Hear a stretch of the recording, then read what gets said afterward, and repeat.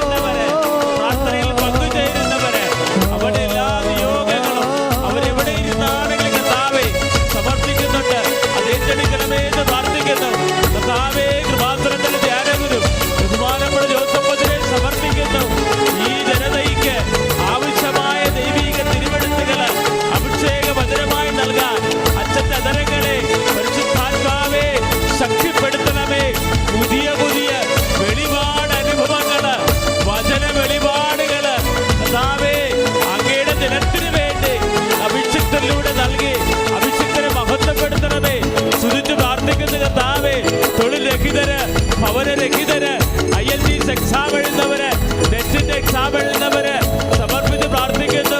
അലസരായ മക്കള്, അനുസരണക്കേടായ മക്കള്, തെറ്റായ കൂട്ടുകെട്ടുള്ള മക്കള് സമർപ്പിച്ച് പ്രാർത്ഥിക്കുന്നു. കുടുംബ സമാധാനം നഷ്ടപ്പെട്ടവരെ സമർപ്പിച്ച് പ്രാർത്ഥിക്കുന്നു. മദ്യമാസ ലഹരികളില് തകർന്ന കുടുംബങ്ങളെ സമർപ്പിച്ച് പ്രാർത്ഥിക്കുന്നു. കേസുകളിലും ജപ്തികളിലും കഴിയുന്ന കുടുംബങ്ങളെ സമർപ്പിച്ച് പ്രാർത്ഥിക്കുന്നു. സമാധാനമില്ലാത്ത കുടുംബങ്ങള് സമർപ്പിച്ച് പ്രാർത്ഥിക്കുന്നു. തൈറോയ്ഡ് രോഗങ്ങള്, ക്യാൻസർ രോഗങ്ങള്, ഹാർട്ടിന്റെ രോഗങ്ങള്, പ്രഗ്നൻസി കോംപ്ലിക്കേഷൻ സമർപ്പിച്ച് പ്രാർത്ഥിക്കുന്നു. തീരാവ്യാധികള് സമർപ്പിച്ച് പ്രാർത്ഥിക്കുന്നു. തീരാ ദുഃഖങ്ങള് സമർപ്പിച്ച് പ്രാർത്ഥിക്കുന്നു. അതിർത്തി പ്രസവത്തിൽ കഴിയുന്നവരെ സമർപ്പിച്ച് പ്രാർത്ഥിക്കുന്നു. കർത്താവായ ദൈവമേ, പുറത്തു പറയാൻ പറ്റാത്ത രോഗങ്ങൾ മൂലം സ്വയം നീറിക്കഴിയുന്നവരെ സമർപ്പിച്ച് പ്രാർത്ഥിക്കുന്നു. അവിശ്വസ്തരുടെ കുടുംബങ്ങളെ സമർപ്പിച്ച് പ്രാർത്ഥിക്കുന്നു. കരങ്ങളുയർത്തി സ്തുതിക്കട്ടെ. ഹല്ലേലൂയ.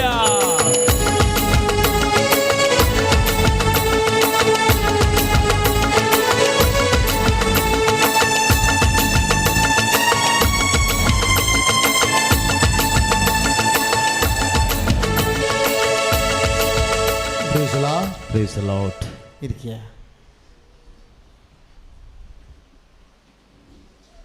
പരിശുദ്ധ പരമദിവ്യകാരുണ്യത്തിന് ഉണ്ടായിരിക്കട്ടെ. പ്രിയമുള്ളവരെ, പെട്ടെന്ന് ദൈവതിരുസന്നിധിയിൽ നിന്ന് അനുഗ്രഹം പ്രാപിക്കാൻ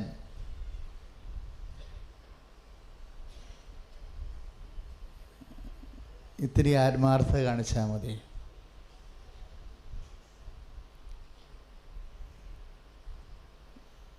എല്ലാവരും ഒന്ന് പ്രാർത്ഥിച്ച്. കർത്താവായ ദൈവമേ, കർത്താവായ ദൈവമേ, ദൈവവചനത്തോട് ആത്മാർത്ഥത പ്രകടിപ്പിക്കുവാൻ ഞങ്ങൾക്ക് പരിശുദ്ധാത്മാവിനെ നൽകണമേ. എല്ലാ വിഷയങ്ങളും ശരിക്കും പറഞ്ഞാൽ നമുക്കറിയാം, ഇത് ഉടമ്പടി ധ്യാനമാണ് അല്ലേ? അപ്പോൾ ഒരു മാസം ഒരു ധ്യാനമാണ് എൻ്റെ സഹോദരങ്ങളെ കൃപാസനത്തിൽ വന്ന് ഉടമ്പടി പ്രകാരം കൂടേണ്ടത്. അപ്പോൾ ഉടമ്പടിയിലിരിക്കുന്ന വ്യക്തികൾക്ക് ദൈവവുമായിട്ട് ഉടമ്പടി, നമ്മളെന്താ ഉടമ്പടി ചെയ്തിരിക്കണേ? സിമ്പിളാണ്. ആരെങ്കിലും നിങ്ങളോട് ചോദിച്ചാൽ പറയണം എന്താണ് ഉടമ്പടി പ്രാർത്ഥനയെന്ന്. അച്ഛന്മാർ ചോദിച്ചാലും പിതാക്കന്മാർ ചോദിച്ചാലും നിങ്ങൾ പറയണം. എന്ത് പറയണം? അവൻ പറഞ്ഞതുപോലെ ചെയ്യാൻ അമ്മ പറഞ്ഞില്ലേ ഇല്ലേ? അത് ചെയ്തോളാമെന്ന് നമ്മൾ ഉടമ്പടി ചെയ്തിരിക്കണം. അത്രേ ഉള്ളൂ. സിമ്പിളാണ്, വളരെ സിമ്പിളാണ്. ഉടമ്പടി എന്താണെന്ന് നമ്മുടെ ബഹുമാനയുടെ അച്ഛന്മാർ ചോദിച്ചാലും ഇനി നിങ്ങൾ തന്നെ മറ്റ് നിങ്ങളുടെ സഹോദരങ്ങളെ ചോദിച്ചാലും പെട്ടെന്ന് പറഞ്ഞു കൊടുക്കണം. അത് ഉടനെ പറയണം, പരിശുദ്ധ അമ്മയുടെ വചനപ്രകാരം അവൻ പറഞ്ഞതുപോലെ ചെയ്തുകൊള്ളാമെന്ന് അമ്മ സന്നിധാനത്ത് ചെയ്യുന്ന വാഗ്ദാനമാണ് ഉടമ്പടി. Praise the Lord. അപ്പം നമ്മൾ നോക്കേണ്ടത് എന്താണ്? അവൻ പറഞ്ഞതുപോലെയാണോ ചെയ്യണമെന്ന് നോക്കിയാൽ മതി. കാര്യം എന്തറിയാവോ? കൂടുതൽ ഇപ്പം എല്ലാ വിഷയങ്ങളും ഇപ്പം നമുക്കറിയാമല്ലോ, വീട്ടിൽ ഇരുന്ന് പ്രാർത്ഥിച്ചാൽ പോരെന്ന് ചില ആൾക്കാർ ചോദിക്കത്തില്ലേ? ഇപ്പം ഒരു സാക്ഷ്യം ഉണ്ടായിരുന്നു ഈ ദിവസങ്ങളിൽ. അങ്ങനെ ആ ചേച്ചി ഇവിടെ പ്രാർത്ഥിക്കാൻ വേണ്ടി വരുന്നപ്പോൾ ഹസ്ബൻഡ് ചോദിച്ചു, എടി നമ്മുടെ വീട്ടിൽ നമ്മുടെ ഇടവക വലിയ പ്രസിദ്ധമായ ഇടവകയാണ്, ഇവിടെ ഈശോ ഉണ്ടല്ലോ, പിന്നെ നീ എന്തിനാണ് ആലപ്പുഴ വരെ പോണതെന്ന് ചോദിച്ചു. അപ്പം തന്നെ ആ ചേച്ചീനെ നാട്ടുകാർ വിളിക്കും, നിങ്ങളെ കൃപാസനത്തിൽ വരുന്നില്ലേ, കൃപാസനത്തിൽ വരുന്നില്ലേ എന്ന് ചോദിക്കുമ്പോൾ ആ ഭർത്താവ് പറഞ്ഞത് തന്നെ ചേടത്തി നാട്ടുകാരോട് പറയും, ഇവിടെ കർത്താവ് ഉണ്ടല്ലോ, പിന്നെ എന്തിനാണ് അവിടെ പോണത്. അത് മോശമായിട്ട് പറഞ്ഞതല്ല, അവർക്ക് നല്ല വിശ്വാസമുള്ള ചേച്ചിയാണ്, നല്ല വിശ്വാസമുള്ള ചേച്ചിയാണ്. പക്ഷേ കഴിഞ്ഞ ആഴ്ചയിൽ അവരൊന്ന് ഉതച്ച് വീണപ്പം നടുവ് വെട്ടിപ്പോയി. അതിപ്പോൾ നമ്മളായാലും അച്ഛനായാലും മറപ്പാപ്പ വരെ കുളിമുറി വീണില്ലേ, ഇനി അതിൻ്റെ പേരിൽ നിന്നെ പൂർവികരുടെ പാപവും കൊണ്ട് വരരുത്. എന്തെങ്കിലും സംഭവിച്ചാൽ ഉടനെ മനുഷ്യൻ പറയും പൂർവികരുടെ പാപമാണ്, ചെകുത്ത് ദോഷമാണ്, ഇവിടെ പൊറുപ്പിക്കത്തില്ലെന്ന് പറഞ്ഞിട്ടുള്ളതാണ്. ഇങ്ങനെയുള്ള പിശാസിൻ്റെ വചനങ്ങളൊന്നും കേൾക്കരുത്. നമ്മൾ വീണാലും ദൈവം അറിയും. ചിലപ്പോൾ ദൈവം അറിഞ്ഞു തന്നെ വീണെന്നും വരും. ദൈവത്തിൻ്റെ മുമ്പിൽ വീഴണമെന്ന് മാത്രമേ ഉള്ളൂ. മനസ്സിലായില്ലേ? എവിടെയെങ്കിലും വീഴണമെങ്കിൽ കർത്താവിൻ്റെ മുമ്പിൽ വീഴണം, അത്രേ ഉള്ളൂ. പത്രോസ് കർത്താവിൻ്റെ മുമ്പിലാണ് വീണത് അല്ലേ? അപ്പോൾ ഉടനെ കർത്താവ് പിടിച്ചു കയറ്റി. ഈ വീണത് കയറാത്തതിൻ്റെ കാരണം കർത്താവിൻ്റെ മുമ്പിലല്ല വീണിരിക്കണത്, അതുകൊണ്ടാണ്, വേറെ പ്രശ്നമൊന്നുമില്ല. കർത്താവിൻ്റെ മുമ്പിലാണ് വീഴണമെന്നുണ്ടെങ്കിൽ അപ്പം നമ്മളുടെ നടപ്പും യാത്രകളും ജീവിതയാത്രകളും എല്ലാം പരമാവധി ദൈവത്തിൻ്റെ കണ്ണുവെട്ടത്തായ കുറച്ചുകൂടി കാര്യങ്ങൾ എളുപ്പമാകും. ശ്രുതിയുടെ ഹല്ലേലൂയ സഹോദരൻ. ഹല്ലേലൂയ ഹല്ലേലൂയ ഹല്ലേലൂയ ഹല്ലേലൂയ യേശുവേ നന്ദി കർത്താവേ സ്തോത്രം ദേവേ സ്തുതിക്കുന്നു ആരാധിക്കുന്നു പറയുന്നത് ഹല്ലേലൂയ ഹല്ലേലൂയ ഹല്ലേലൂയ. അപ്പം ആ ചേച്ചി വീണ പക്ഷേ ചേച്ചി നടക്കാൻ പറ്റാതെ വന്നു. അപ്പോൾ പെട്ടെന്ന് നീര് വന്ന് കിടപ്പിലായിപ്പോയി ആൾ. അപ്പോഴേ ആളൊരു തീരുമാനമെടുത്തു. എന്താ തീരുമാനം എടുത്തത്? കൃപാസനത്തിൽ വന്ന് ധ്യാനം കൂടണം. പക്ഷെ അതൊക്കെ മുമ്പ് ഇപ്പം കൃപാസനം ധ്യാനം വീട്ടിലുണ്ടല്ലോ ഇല്ലേ? ഒരു ധ്യാനം വീട്ടിലില്ലേ? സ്വീകരണ മുറിയിലില്ലേ? ഇല്ലേ? ഷാലോമിലെ ഉടമ്പടി ധ്യാനം പരിശുദ്ധ അമ്മ തന്നതാണ്. അപ്പോൾ ഞങ്ങൾ ഈ മധ്യസ്ഥ ഷാലോമിലെ കൃപാസന ഉടമ്പടി ധ്യാനം ഇവിടെ റെക്കോർഡ് ചെയ്യണ കാലത്ത് എപ്പോഴും മധ്യസ്ഥ പ്രാർത്ഥന നടക്കും. നമുക്കറിയാമല്ലോ, ഈശോനെ ജീവനോടെയാണ് കൊണ്ടുപോയി സ്റ്റുഡിയോയിൽ വെച്ചിട്ട് ആരാധിച്ച്. കാര്യം എന്താണ്, എല്ലാ രാജ്യങ്ങളും കാണുന്നതല്ലേ അത്. അപ്പോൾ ഞങ്ങൾ പ്രാർത്ഥിച്ച്, അപ്പോൾ ഞങ്ങളുടെയൊക്കെ പ്രാർത്ഥന എന്താണെന്നറിയാമോ? ഈ ആരാധന നടക്കുമ്പോൾ തന്നെ ടി വിയിൽ കർത്താവിനെ ജനങ്ങൾ കാണുമ്പോൾ തന്നെ ഈ ജനങ്ങൾ സുഖപ്പെടണം. കാര്യം വെച്ച് കഴിഞ്ഞാൽ നമ്മൾ പടമല്ല കാണുന്നത്, വിശ്വാസി കാണുന്നത് വിശ്വാസത്തോടെയാണ് കാണുന്നത്, അതിൽ പങ്കെടുക്കുന്നതും. ആരാധന സമയത്ത് ടി വി കാണുമ്പോൾ നിങ്ങൾ ഉണ്ടെങ്കിൽ നിങ്ങൾക്ക് മുട്ട നിൽക്കുന്നതിലൊരു കുഴപ്പമില്ല. കാര്യം എന്താ, നമ്മളത് ലൈവായിട്ട് പ്രാർത്ഥിച്ച്, നമ്മൾ സാധാ ഒരു പ്രോഗ്രാം അല്ലത്. എന്താണത്? അത് ജനങ്ങളുടെ വിടുതലിന് വേണ്ടിയുള്ള ദൈവവചന ശുശ്രൂഷയാണ് നടക്കുന്നത്. അപ്പോൾ ചേച്ചി എന്നാ ചെയ്യുന്നറിയാവോ? ഈ നടുവിൽ മിന്നി അത് ആശുപത്രി വീട്ടിൽ കിടപ്പ്, അനങ്ങാൻ പാടില്ലല്ലോ. അപ്പോൾ അനങ്ങാൻ പാടില്ല. അപ്പോൾ അവർ പറഞ്ഞു, കർത്താവ് ഞാൻ സാന്ത്വനാഭിഷേകം കാണാൻ പോവുകയാണ്. സാന്ത്വനാഭിഷേകം കൂടി ഈശോ സാന്ത്വനാഭിഷേകത്തിൽ ടി വിയിൽ വരുമ്പോൾ ഞാൻ പോയി കൈ തൊടും. അപ്പോഴെൻ്റെ നടുവേൻ്റെ നീര് മാറി എനിക്ക് നടക്കാൻ കഴിഞ്ഞാൽ ഞാൻ കൃപാസനത്തിൽ വന്ന് സാക്ഷ്യം പറഞ്ഞോളാം എന്ന് പറഞ്ഞു. എനിക്ക് ഒരു പക്ഷേ എനിക്ക് തോന്നുന്നത് ഈ ഒക്ടോബർ മാസത്തിൽ ഏറ്റവും നല്ല സാക്ഷ്യം അതാണെന്ന് തോന്നണം. ഒത്തിരി വലിയ സാക്ഷ്യങ്ങളൊക്കെ വന്നു, പക്ഷേ ഇതൊരു പുതിയ സാക്ഷ്യമാണ്. ചേച്ചി അതുപോലെ സാന്ത്വനാഭിഷേകം തുടങ്ങിയപ്പോൾ തന്നെ ആ ആരാധന സമയമായ അച്ഛൻ്റെ വചനങ്ങളെല്ലാം കേട്ടതിന് ശേഷം ആരാധനയായപ്പോൾ കൈകൊണ്ടുവന്ന് ടി വി വെച്ച്. അപ്പം നിങ്ങൾ ഓർക്കും ഇതെന്തൊരു പുതിയ അന്ധവിശ്വാസമാണെന്ന്. കാരണം വിശ്വാസമില്ലാത്തവനോട് ദൈവം നേരിട്ടിറങ്ങി വന്നിട്ടും ഒരു കഥയുമില്ല. അവൻ്റെ ഹൃദയം അവൻ അടച്ചിരിക്കുകയാണ്. തന്നെയല്ല, ചിലപ്പോൾ ദൈവം തന്നെ അടച്ചതായിരിക്കും, നമുക്കറിയാൻ പറ്റത്തില്ല. അതായത് എന്താണ് വചനം എഴുതിയിരിക്കുന്നത്?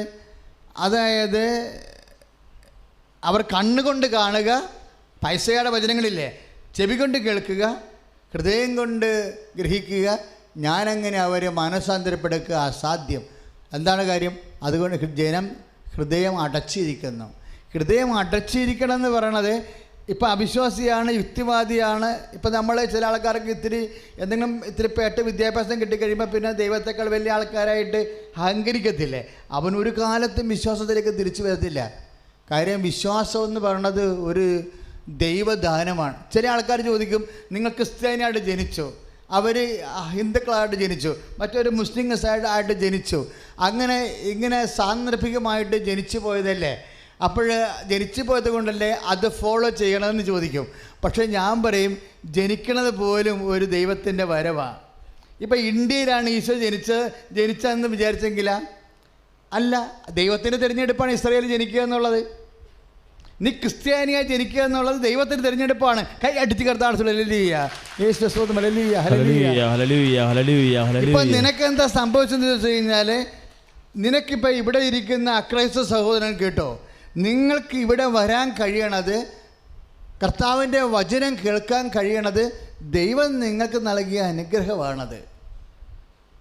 പക്ഷേ എന്താ സംഭവിക്കണത്? ക്രിസ്ത്യൻസ് ആയിട്ടുള്ള സഹോദരങ്ങൾ കുറച്ചുകൂടി ഗൗരവമായിരിക്കണം വിഷയങ്ങൾ. കാര്യം ഒത്തിരി പേര്, ഗാലിയോ ഒരിക്കൽ സെൻറ്റ് പോളിനോട് പൗലോസ് അപ്പോസ്തലൻ ചോദിച്ചേ, നീ റോമൻ പൗരനാണോ? അപ്പോൾ പൗലോസ് പറഞ്ഞു, ഉവ്വ, ഞാൻ റോമൻ പൗരനാണ്. ശരി, ഞാൻ തന്നെ കുറേ കാശ് കൊടുത്താണ് ഈ പൗരത്വം വിലക്ക് മേടിച്ചത്, നിനക്കിത് എവിടെ നിന്ന് കിട്ടിയെന്ന് ചോദിച്ചു. അപ്പോൾ ഞാൻ പറഞ്ഞു, ഞാൻ ജന്മനാ റോമൻ പൗരനാണ്. താർസൂസ് റോമൻ പ്രൊവിൻസിയൻ, അവിടെയാണ് ദൈവം എന്നെ ജനിപ്പിച്ചത്. അപ്പോഴങ്ങനെ സൗജന്യം ഗാലിയോ കാശ് മുടക്കി, ഗവർണറെ കാശ് മുടക്കി റോമൻ പൗരത്വം മേടിക്കുമ്പോൾ നമുക്ക് കുറേ ആൾക്കാർക്ക് സൗജന്യമായി ക്രിസ്തീയ പൗരത്വം കിട്ടിയിരിക്കുകയാണ്. അപ്പോൾ സൗജന്യമായി കിട്ടിയവരോട് കർത്താവ് കൂടുതൽ, ലഭിച്ചവരോട് കർത്താവ് കൂടുതൽ ചോദിക്കും. കൈ അടിച്ച് കർത്താവ്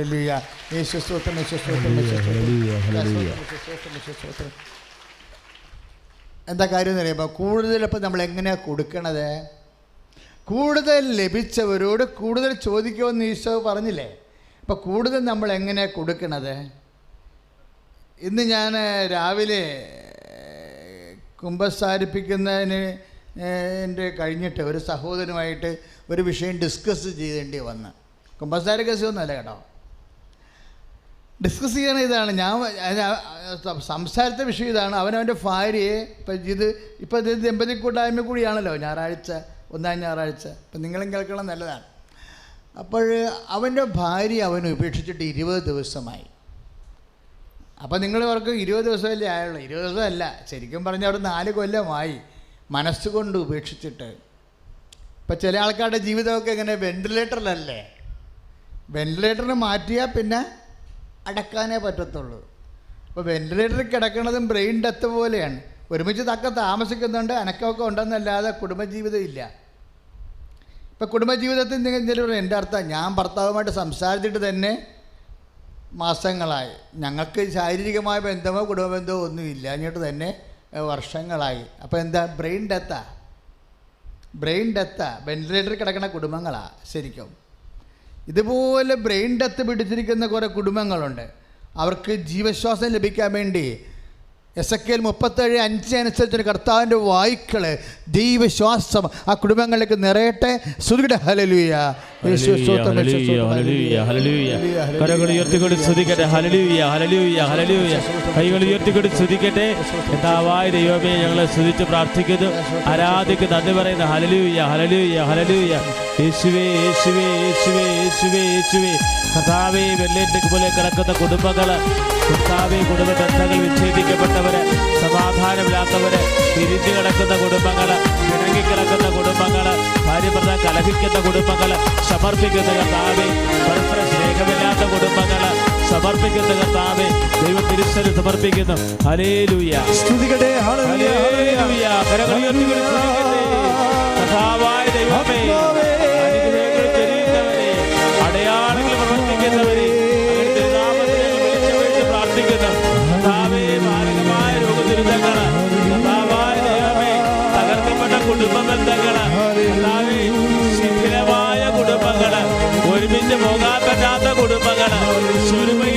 കുടുംബങ്ങള് കർത്താവേ അതെല്ലാം ബ്രെയിൻ ഡെത്ത് പോലെയാണെന്ന് അങ്ങ് തിരുവചനത്തിലൂടെ ബോധ്യപ്പെടുത്തി സ്തുതിക്കുന്നു. ഹല്ലേലൂയ, ഹല്ലേലൂയ, ഹല്ലേലൂയ.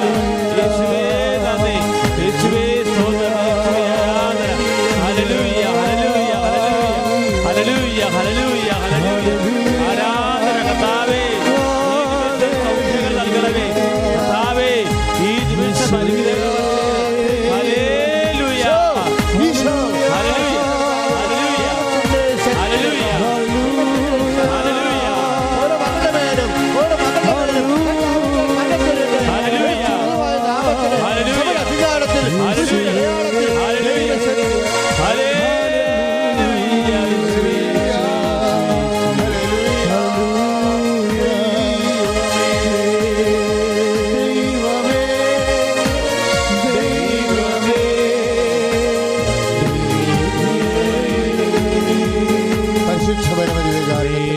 ആരാധനയും സ്തുതിയും പുകഴ്ചയും ഉണ്ടായിരിക്കട്ടെ. അപ്പോൾ എന്താണെന്ന് വെച്ചാൽ ഈ മകൾ കുറച്ച് ഇവരെ കുഴപ്പക്കാരത്തിയൊന്നും അല്ലെങ്കിലും ഒരു അച്ചടക്കമില്ലാത്ത ആളാണ് എന്നെനിക്ക് തോന്നി. അച്ചടക്കം എന്ന് പറഞ്ഞു കഴിഞ്ഞാൽ ഹസ്ബൻഡിൻ്റെ അനുവാദം ഇല്ലാതെ ഇഷ്ടമുള്ളവരൊക്കെ വിളിക്കും, താല്പര്യമുള്ളവരൊക്കെ വിളിക്കും. വേറെ മോശക്കാരിയൊന്നുമില്ല, പക്ഷെ എന്നാലും ഒരു ഡിസിപ്ലിൻ ഇല്ല. അതാണ് അവന് ഭയങ്കര സങ്കടമാണ്. അവസാനം ഇവർ പറഞ്ഞ് ഉടക്കി ഇവർ തമ്മിൽ പിരിയണ കണ്ടീഷനായി. പിരിഞ്ഞ് ഇവൻ വക്കീലിൻ്റെ അടുത്ത് പോയി. വക്കീൽ ഡൈവേഴ്സ് നോട്ടീസിനുള്ള എല്ലാം എഴുതി കൊടുത്ത് വക്കീൽ ഡൈവേഴ്സിന് പ്രൊസീഡ് ചെയ്യാൻ വേണ്ടി പെറ്റീഷൻ കോടതി പോയി കഴിഞ്ഞ ശേഷം അപ്പം നിങ്ങൾ ചിന്തിക്കണം, അതായത്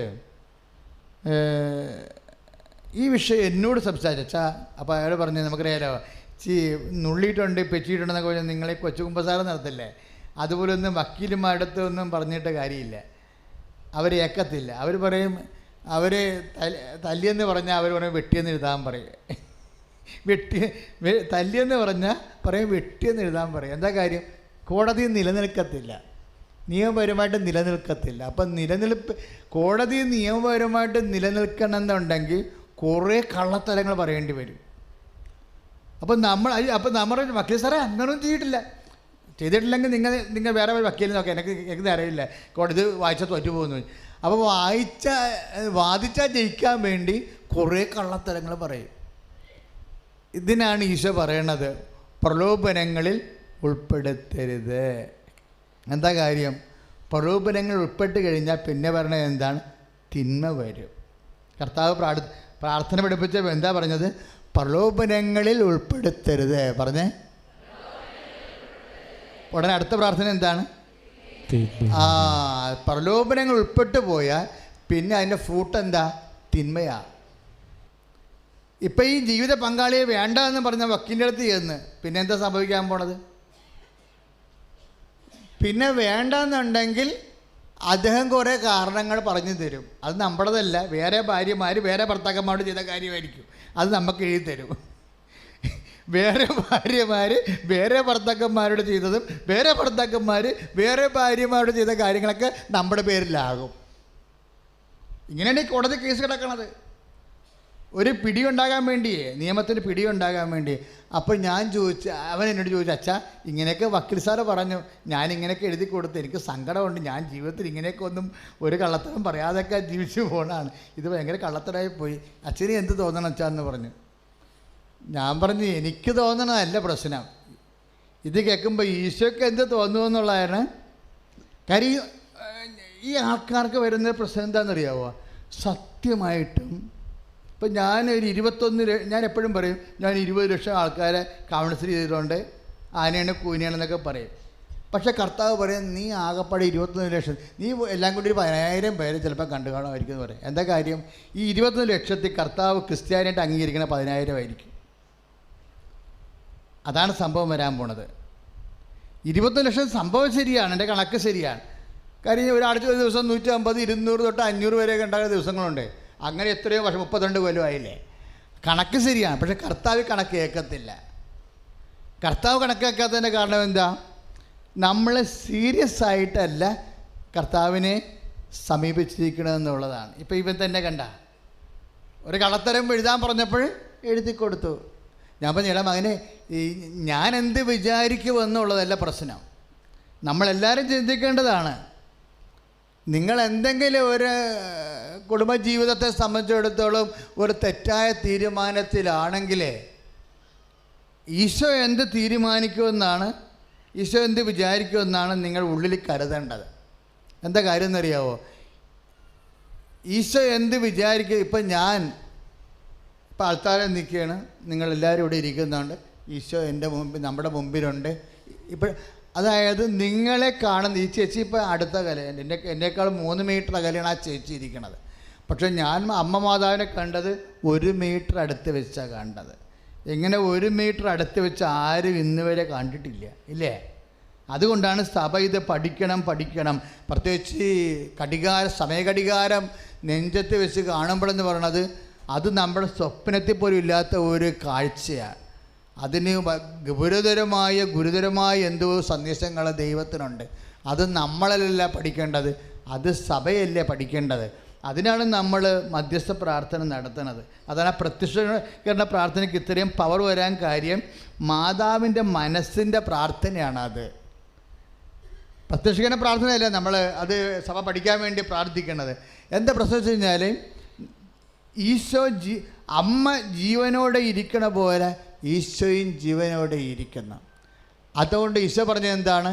നിങ്ങളും ജീവനോടെ ഇരിക്കുമെന്ന്, അല്ലേ? അങ്ങനെ പറഞ്ഞില്ലേ ഈശോ? അമ്മ ജീവനോടെ ഇരിക്കുന്നു, അതുകൊണ്ട് ഈശോയും, അതിനേക്കാൾ ഉപരി ഈശോയും ജീവനോടെ ഇരിക്കുന്നു. അതുകൊണ്ട് എന്താ സംഭവിച്ചിരിക്കുന്നത്? നമ്മളും ജീവനോടെ ഇരിക്കും. ഈശോ അത് പറഞ്ഞല്ലോ, എന്നെ ഭക്ഷിക്കുന്നവൻ ഞാൻ മൂലം ജീവിക്കും, എന്നെ ഭക്ഷിക്കുന്നവൻ എന്നിലും ഞാൻ അവനിലും വസിക്കുന്നു. സജീവനായ പിതാവാണ് എന്നെ അയച്ചത്, പിതാവ് മൂലം ഞാൻ ജീവിക്കുന്നു. അതുപോലെ എന്നെ ഭക്ഷിക്കുന്നവൻ ഞാൻ മൂലം ജീവിക്കും. Praise the Lord. അപ്പോഴേ നമ്മൾക്ക് ജീവിക്കുമെന്ന് പറഞ്ഞാൽ ഈശോയുടെ ഒപ്പം ജീവിക്കണം, ഈശോയെ പോലെ ജീവിക്കണം. അത് എത്ര കോടി കൊല്ലവാ? നിത്യകോടി കൊല്ലവാ. ഈ നിത്യകോടി കൊല്ലമാണ് ഈ നക്കാപ്പിച്ച 40 കൊല്ലത്തിന് വേണ്ടി നമ്മൾ കോംപ്രമൈസ് ചെയ്യണത്. അതിനേക്കാൾ എന്ത് വിഡ്ഢിത്തരമുണ്ട്? ഇപ്പം നാളെ കേസ് ജയിക്കും അവൻ്റെ പെണ്ണുമ്പിള്ള പോയിട്ട് വേറെ ഒരു പെണ്ണിനെ അവനെ കിട്ടും, ഇല്ലേ? അത്രയല്ല മാക്സിമം അവിടെ സംഭവിക്കാൻ പോണത് എന്താ? ഇനി കിട്ടാൻ പോകുന്ന പാർട്ടിയെക്കുറിച്ച് വല്ല ഗ്യാരണ്ടി ഉണ്ടോ? ഞാൻ കാര്യം പറഞ്ഞില്ല, ഒരു ഗ്യാരണ്ടിയില്ല. നിൻ്റെ ജീവിത പങ്കാളി എന്ന് പറഞ്ഞ് നീ കിട്ടണ ഇനി ഒരു പുരുഷൻ നീ ഒഴിവാക്കി, അതിന് കുറേ നുണയും കള്ളത്തരവും ഒക്കെ ഈ വനിതാ കമ്മീഷനും അതുപോലെ തന്നെ കുടുംബ കോടതിയിലുമൊക്കെ കൊണ്ട് നിൻ്റെ ആത്മാവിനെ പണയം വെച്ച യേശുവിനെക്കുറിച്ച് അതുങ്ങൾക്ക് തന്നെ നിത്യജീവനില്ല. ഈശോയിൽ വിശ്വസിക്കാത്ത കക്ഷികളാണ്, അല്ലേ? ഈശോയിൽ വിശ്വസിക്കാത്ത കക്ഷികൾ നിത്യജീവനില്ലാത്ത നിർജീവ ആയിട്ടുള്ള വ്യക്തികളുടെ മുമ്പിൽ പോയിട്ടാണ് നിൻ്റെ ആത്മാവിനെ നീ പണയപ്പെടുത്തിയിരിക്കുന്നത്. What nonsense! കർത്താവിന് നീ എന്ത് വില കൊടുത്തു? കർത്താവിന് വില കൊടുത്തവരെല്ലാം അവരുടെ കർത്താവിന് വേണ്ടി സഹിച്ചവരാ. ഞാൻ പറഞ്ഞ മകനെ പ്രശ്നമെന്ന് വെച്ച് കഴിഞ്ഞാൽ, ഇതിപ്പോൾ ഇവളെ കെട്ടിയില്ലെങ്കിലും വേറെ ഒരുത്തനെ കെട്ടിയാലും എല്ലാം കൂടി നിനക്ക് 40 കൊല്ലമാണ് ഉള്ളത്. 40 കൊല്ലമല്ലേ ഉള്ളത്. 400 കോടി കൊല്ലം, നിത്യകോടി കൊല്ലമാണ് നമുക്ക് നഷ്ടപ്പെടാൻ പോകുന്നത്. അതുകൊണ്ട് ഇത് ഇങ്ങനെയുള്ള വിഷയം ഇക്കാലത്തൊന്നും അല്ലല്ലോ. ആണോ? പുതിയതാണോ? മനുഷ്യൻ്റെ ക്ലേശങ്ങളൊക്കെ പുതിയതാണോ? അല്ല. മനുഷ്യൻ്റെ ക്ലേശങ്ങളൊക്കെ മനുഷ്യൻ്റെ കാലത്തൊട്ട് ഉള്ളതാണ്. പക്ഷേ ഈശോൻ്റെ കാലം വന്നപ്പോഴേ ഈശോ അതിന് പുതിയ അർത്ഥം കൊടുത്ത്, എന്ത് ക്ലേശം ഉണ്ടായാലും സ്ക്രാപ്പ് ഐറ്റംസ് എല്ലാം ഞാൻ എടുത്തോളാം എന്ന് പറഞ്ഞു. മനുഷ്യൻ്റെ വേദനയെല്ലാം സ്വന്തമായിട്ട് എടുത്തോളാം എന്ന് പറഞ്ഞിട്ടുള്ള ഒരാളില്ലല്ലോ. മനുഷ്യൻ വേദനയുമായിട്ട് ഇവിടെ അടിമേലും മറിക്കുകയാണ്. എന്ത് ചെയ്യണമെന്ന് അറിയാൻ പറഞ്ഞ അർത്ഥമില്ലാതെ ഇരുട്ടി തപ്പുകയാണെന്ന് കണ്ടപ്പോഴാണെന്ന് ഈശോ പറഞ്ഞ്, go me your sufferings I will take it. ഞാൻ അതിനെല്ലാം കൃപയായി മാറ്റിത്തരാമെന്ന്. ശ്രുതികട്ടെ ഹല്ലേലൂയ. യേശുവേ സ്തോത്രം. ഹല്ലേലൂയ ഹല്ലേലൂയ ഹല്ലേലൂയ ഹല്ലേലൂയ. കരങ്ങൾ ഉയർത്തിക്കൊണ്ട് സ്തുതിക്കട്ടെ. ഹല്ലേലൂയ ഹല്ലേലൂയ. ഈശോയെ ഞങ്ങൾ സമർപ്പിച്ച് പ്രാർത്ഥിക്കുന്ന കർത്താവേ, ഞങ്ങൾ സമർപ്പിക്കുന്ന കർത്താവേ, ഹല്ലേലൂയ ഹല്ലേലൂയ ഹല്ലേലൂയ ഹല്ലേലൂയ. യേശുവേ യേശുവേ യേശുവേ. പരിശുദ്ധ പരമദിവ്യകാരുണ്യത്തിന് ആരാധനയും സ്തുതിയും പുകഴ്ചയും ഉണ്ടായിരിക്കട്ടെ. അപ്പോൾ ഈ വിഷയം നിത്യകോടി കൊല്ലമാണ് കർത്താവിൻ്റെ കൂടെ നമ്മൾ എൻ്റെ മക്കളെ, നമ്മൾ ഈ വചനം കേൾക്കുന്നില്ലേ? നിങ്ങൾ വചനം പഠിക്കുന്നില്ലേ? എന്താ പഠിക്കണമെന്നറിയാവോ? യേശുവിനെയാണ് പഠിക്കുന്നത്. യേശുവിനെ മാത്രമല്ല പഠിക്കുന്നത്, നിത്യജീവനെക്കുറിച്ചാണ് പഠിക്കുന്നത്. നിത്യജീവനെക്കുറിച്ച് നമ്മളെ സംബന്ധിച്ചിടത്തോളം നമുക്ക് ആലപ്പുഴ വരെ പോയാൽ പറ്റത്തില്ല, അല്ലേ? ആലപ്പുഴ പോണവന് അമേരിക്ക പോണവന് ഒരു ടിക്കറ്റാണ്. അല്ല, ആലപ്പുഴ പോണവന് അമേരിക്ക പോണവന് ഒരേ പ്രോസസ്സാണ്. അല്ല, പ്രോസസ്സ് വ്യത്യാസമുണ്ട്. സാധാരണ ലോക്കലായിട്ട് ചത്ത് കെട്ടി പോകാൻ പോണ മനുഷ്യനും നിത്യത വരെ പോകാൻ പോണ മനുഷ്യനും ഒരു ടിക്കറ്റാണ്. എൻ്റെ ദൈവത്തിലെ യു മസ്റ്റ് പേ. നീ ഇതിന് വേണ്ടി പേയ്മെൻറ്റ് നടത്തണം. അതാണ് ചോദിച്ചിരിക്കണം. അത്രേ ഉള്ളൂ. നീ ഇപ്പം നീ കർത്താവിന് നിത്യജീവൻ, അത് ചുമ്മാ ഒരു നിത്യജീവൻ എന്ന് പറഞ്ഞ നസ്രുദ്ദീൻ മുല്ലക്കാട് സൂപ്പിൻ്റെ സൂപ്പ് എന്ന് പറഞ്ഞ പോലെ സൂപ്പ് വെള്ളമല്ല സംഭവം. നസ്രുദ്ദീൻ മുല്ലക്കായ്ക്ക് ഒരുത്തൻ ഒരു താറാവിനെ കൊടുത്ത് അത് സൂപ്പാക്കി. അപ്പോൾ കൂട്ടുകാരൻ മനുഷ്യൻ പറഞ്ഞ് ഞാൻ നിൻ്റെ അപ്പോൾ താറാവ് തന്ന ആൾ വന്ന് അച്ഛൻ പറഞ്ഞ് സൂപ്പായ സൂപ്പായി അപ്പോൾ ഒരു ഗ്ലാസ് കൊടുത്ത്. അപ്പോൾ താറാവ് തന്ന ആളിൻ്റെ ഫ്രണ്ട് മനുഷ്യൻ പറഞ്ഞ് ഞാൻ താറാവ് തന്ന ആളിൻ്റെ ഫ്രണ്ടാണ് എന്ന് പറഞ്ഞു. അപ്പോൾ അയാൾക്ക് ഇത്തിരി സൂപ്പ് കൊടുത്ത്. പിന്നെ വേറെ അടുത്ത മനുഷ്യൻ പറഞ്ഞ് താറാവ് തന്ന ആളിൻ്റെ ഫ്രണ്ടിൻ്റെ ഫ്രണ്ടാണ്. അപ്പോഴേ നസ്രുദ്ദീൻ മുല്ലാക ചൂടുവെള്ളം കൊടുത്ത്. എന്താണ്? സൂപ്പിൻ്റെ സൂപ്പാണെന്ന്. അതുപോലെയാണ് മനുഷ്യൻ്റെ കാര്യം.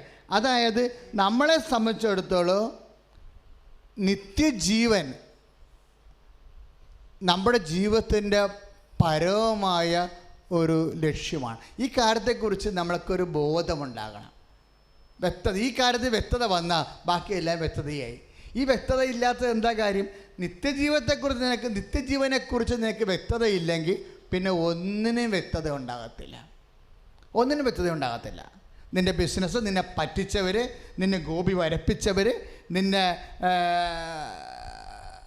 പകയോടെ നിന്നെ സൈഡ് ലൈനാക്കിയവർ, ഇങ്ങനെ എന്തുമാത്രം ആൾക്കാരോടാണ് നമ്മൾക്ക് പ്രതികാരം ചെയ്യാനുള്ളത്.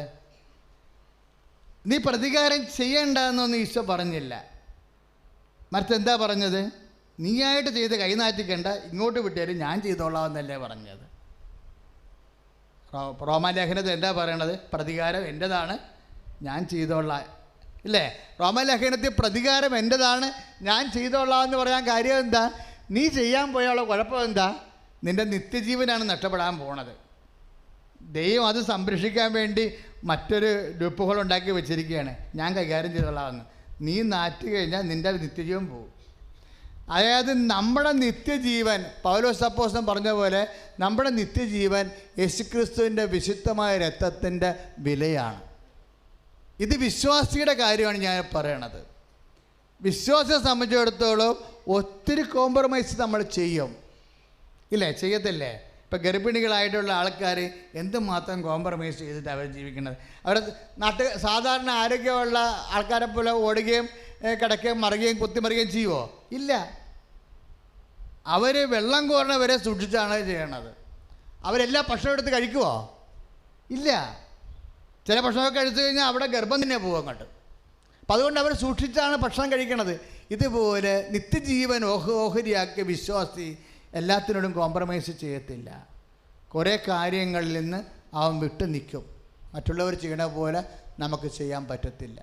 അത് ചിലപ്പോൾ മറ്റുള്ളവർക്കൊരു നഷ്ടമായിട്ട് തോന്നും, ഇല്ലേ? ഇപ്പം മറ്റുള്ളവർക്ക് നഷ്ടമായിട്ട് തോന്നും. എന്താ കാര്യം? അവർക്ക് നഷ്ടമായിട്ട് തോന്നി കുഴപ്പമില്ല. നമ്മളെ സംബന്ധിച്ചിടത്തോളം ഇപ്പം ഞങ്ങൾ തന്നെ നിത്യജീവൻ്റെ എന്നോട് ചോദിക്കണം, അച്ഛാ പ്രീസ്റ്റ് എന്ന് പറഞ്ഞാൽ എന്നാണെന്ന് ചോദിച്ചു കഴിഞ്ഞാൽ ഞാൻ കർത്താവിന് മുന്തിരിത്തോട്ടോ ആന കാര്യങ്ങളൊന്നും പറയത്തില്ല. എന്താണ്? നിത്യജീവൻ്റെ ശുശ്രൂഷകനാണ്. ഈ ജന്മം ഇങ്ങനെ വെച്ചിരിക്കണേ എന്തിനാ? 24 hours. ഇനി ഒരു ജന്മം കിട്ടി ഇതന്നെ ചെയ്യത്തുള്ളൂ. എന്താ കാര്യം എന്നറിയാമോ? ഇത് നിത്യജീവൻ്റെ ശുശ്രൂഷയാണ്. നമുക്ക് അഭിമാനമുണ്ട്. എന്താണ്?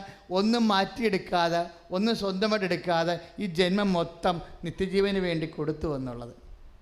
അനേക ആൾക്കാരുടെ ഹൃദയങ്ങളിൽ അവന് യേശുക്രിസ്തു നേടിയെടുത്ത നിത്യജീവൻ. ഈശോ എന്നാ പറഞ്ഞത്? ചുമ്മാ ഉണ്ടാകാമെന്നല്ല പറഞ്ഞത്, ചുമ്മാ നിത്യജീവൻ ഉണ്ടാകണമെന്നാണ് പറഞ്ഞത്. ഞാൻ വന്നിരിക്കുന്നത് അവർക്ക് ജീവൻ ഉണ്ടാകുവാനും അത് സമർത്ഥമായി. ആ വാക്കിന് ഭയങ്കര, റോമ 10:10 ഭയങ്കര വിലയാണ്. എന്താണ്? എങ്ങനെയെങ്കിലും നിത്യജീവൻ ഉണ്ടായാൽ പോരാ, അത് സമർത്ഥമായ. സൂപ്പിൻ്റെ സൂപ്പ് ആയിട്ട് കാര്യമില്ല, നിത്യജീവൻ്റെ ജീവനായിട്ട് പച്ചവെള്ളയുടെ കാര്യമില്ല. ഈശോ പറഞ്ഞു ഇറ്റ് മസ്റ്റ് ബി ഗാഡ്. നിത്യജീവൻ സമർത്ഥമായിരിക്കണമെന്ന് പറഞ്ഞു. അപ്പം സമർത്ഥമായി. ഇന്നിപ്പോൾ വേറെ ഒരു മനുഷ്യൻ്റെ അടുത്ത് സംസാരിച്ചില്ല, ഇന്ന് നടന്ന സംഭവം. കാര്യം അയാളുടെ 2-3 മക്കൾക്ക് കരൾ രോഗങ്ങളാണ്. അയാളുടെ 2-3 മക്കൾ, 4 മക്കളുണ്ട്. 4 മക്കൾക്കും കരൾ രോഗമാണ്. ലിവറിൻ്റെ അകത്ത് കോപ്പർ കൂടുന്ന കാരണം ചിലപ്പോൾ മസ്തിഷ്കത്തിലൊക്കെ അത് പ്രവർത്തിച്ചിട്ട് പിള്ളേർക്ക് ഭ്രാന്ത് വരും. ആ കുഞ്ഞുങ്ങളൊക്കെ ഞാനും കാണുമ്പോഴൊക്കെ തുടങ്ങുകയും പ്രാർത്ഥിക്കുകയും അസാന്തനപ്പെടുത്തുകയും ഒക്കെ ചെയ്യും. കാര്യം അവർ പിള്ളേരൊക്കെ വയലൻ്റ് ആകുകയും. ഇപ്പോൾ വയലൻ്റ് ആവും, കാര്യം കോപ്പർ കൂടിക്കഴിഞ്ഞാൽ വേറെ ലെവലിലാവും. അപ്പോൾ ആ മകന് ആ അപ്പന് 2 മക്കൾ ആ അപ്പനോട് ഈ ആഴ്ച കാണിച്ചിട്ടുള്ള എല്ലാ സങ്കടങ്ങളും അയാൾ എന്നോട് പറഞ്ഞു. അപ്പം ഞാൻ ഇരുന്ന് ചിരിച്ച്. അയാൾ സങ്കടമാണ് പറയണത്. അതായത് കോപ്പർ തലയിൽ കയറി, കരളിൻ്റെ അസുഖം വന്ന് കോപ്പർ തലയിൽ കയറിയിട്ട് ഭ്രാന്ത് കാണിക്കുന്ന മകൻ അപ്പനെ കൈകാര്യം ചെയ്യുകയാണ്, ഉപദ്രവിക്കുകയാണ്. മാനസികമായിട്ടും ശാരീരികമായിട്ടും. ആ മനുഷ്യൻ ഉറങ്ങിയിട്ടും സ്വസ്ഥതയോട് ജീവിച്ചിട്ടും വർഷങ്ങളായി. ഈ സങ്കടം എന്നോട് പറയുമ്പോൾ ഞാൻ ഇരുന്ന് ചിരിക്കുക. അപ്പോൾ അയാൾ എന്നോട് നോക്കി. അപ്പോൾ എൻ്റെ ചിരി കാണുമ്പോൾ അയാൾക്ക് തോന്നി, എന്താണെന്ന് വെച്ചാൽ അന്ന് ചോദിച്ചില്ല എന്നോട്. കാര്യം ചിരിച്ചതിന് വല്ല കാര്യമുണ്ടോ ഞങ്ങൾക്കറിയാം. ഞാൻ പറഞ്ഞ് ഇത് എന്താ കുഴപ്പം, ആത്മക്കാരുടെ ദിവസമാണ്, ആത്മക്കാരുടെ മാസമാണിത്.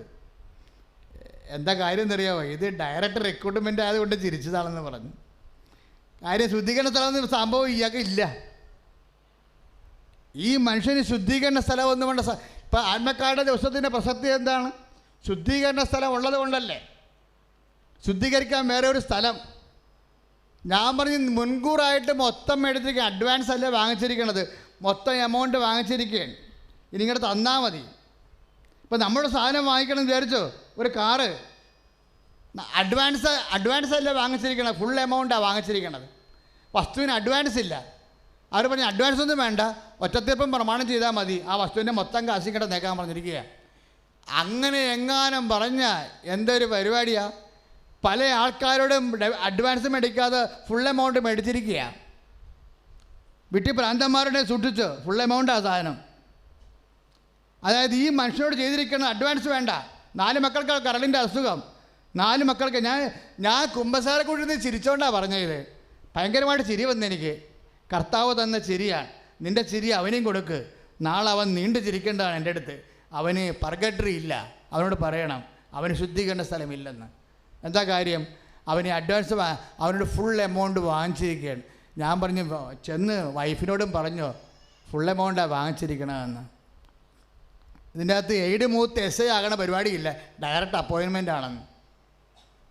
എൻ്റെ മക്കളെ സംഭവം എല്ലാവരും ശ്രദ്ധിക്കണേ. ഇത് നിങ്ങൾക്ക് ആർക്കെങ്കിലും തോന്നുന്നുണ്ട് നിങ്ങളോട് ദൈവം അനീതി ചെയ്തിട്ടുണ്ടെന്ന് നിങ്ങൾക്ക് തോന്നുകയാണെങ്കിൽ എല്ലാവരും സന്തോഷമായിട്ട് ജീവിക്കണം.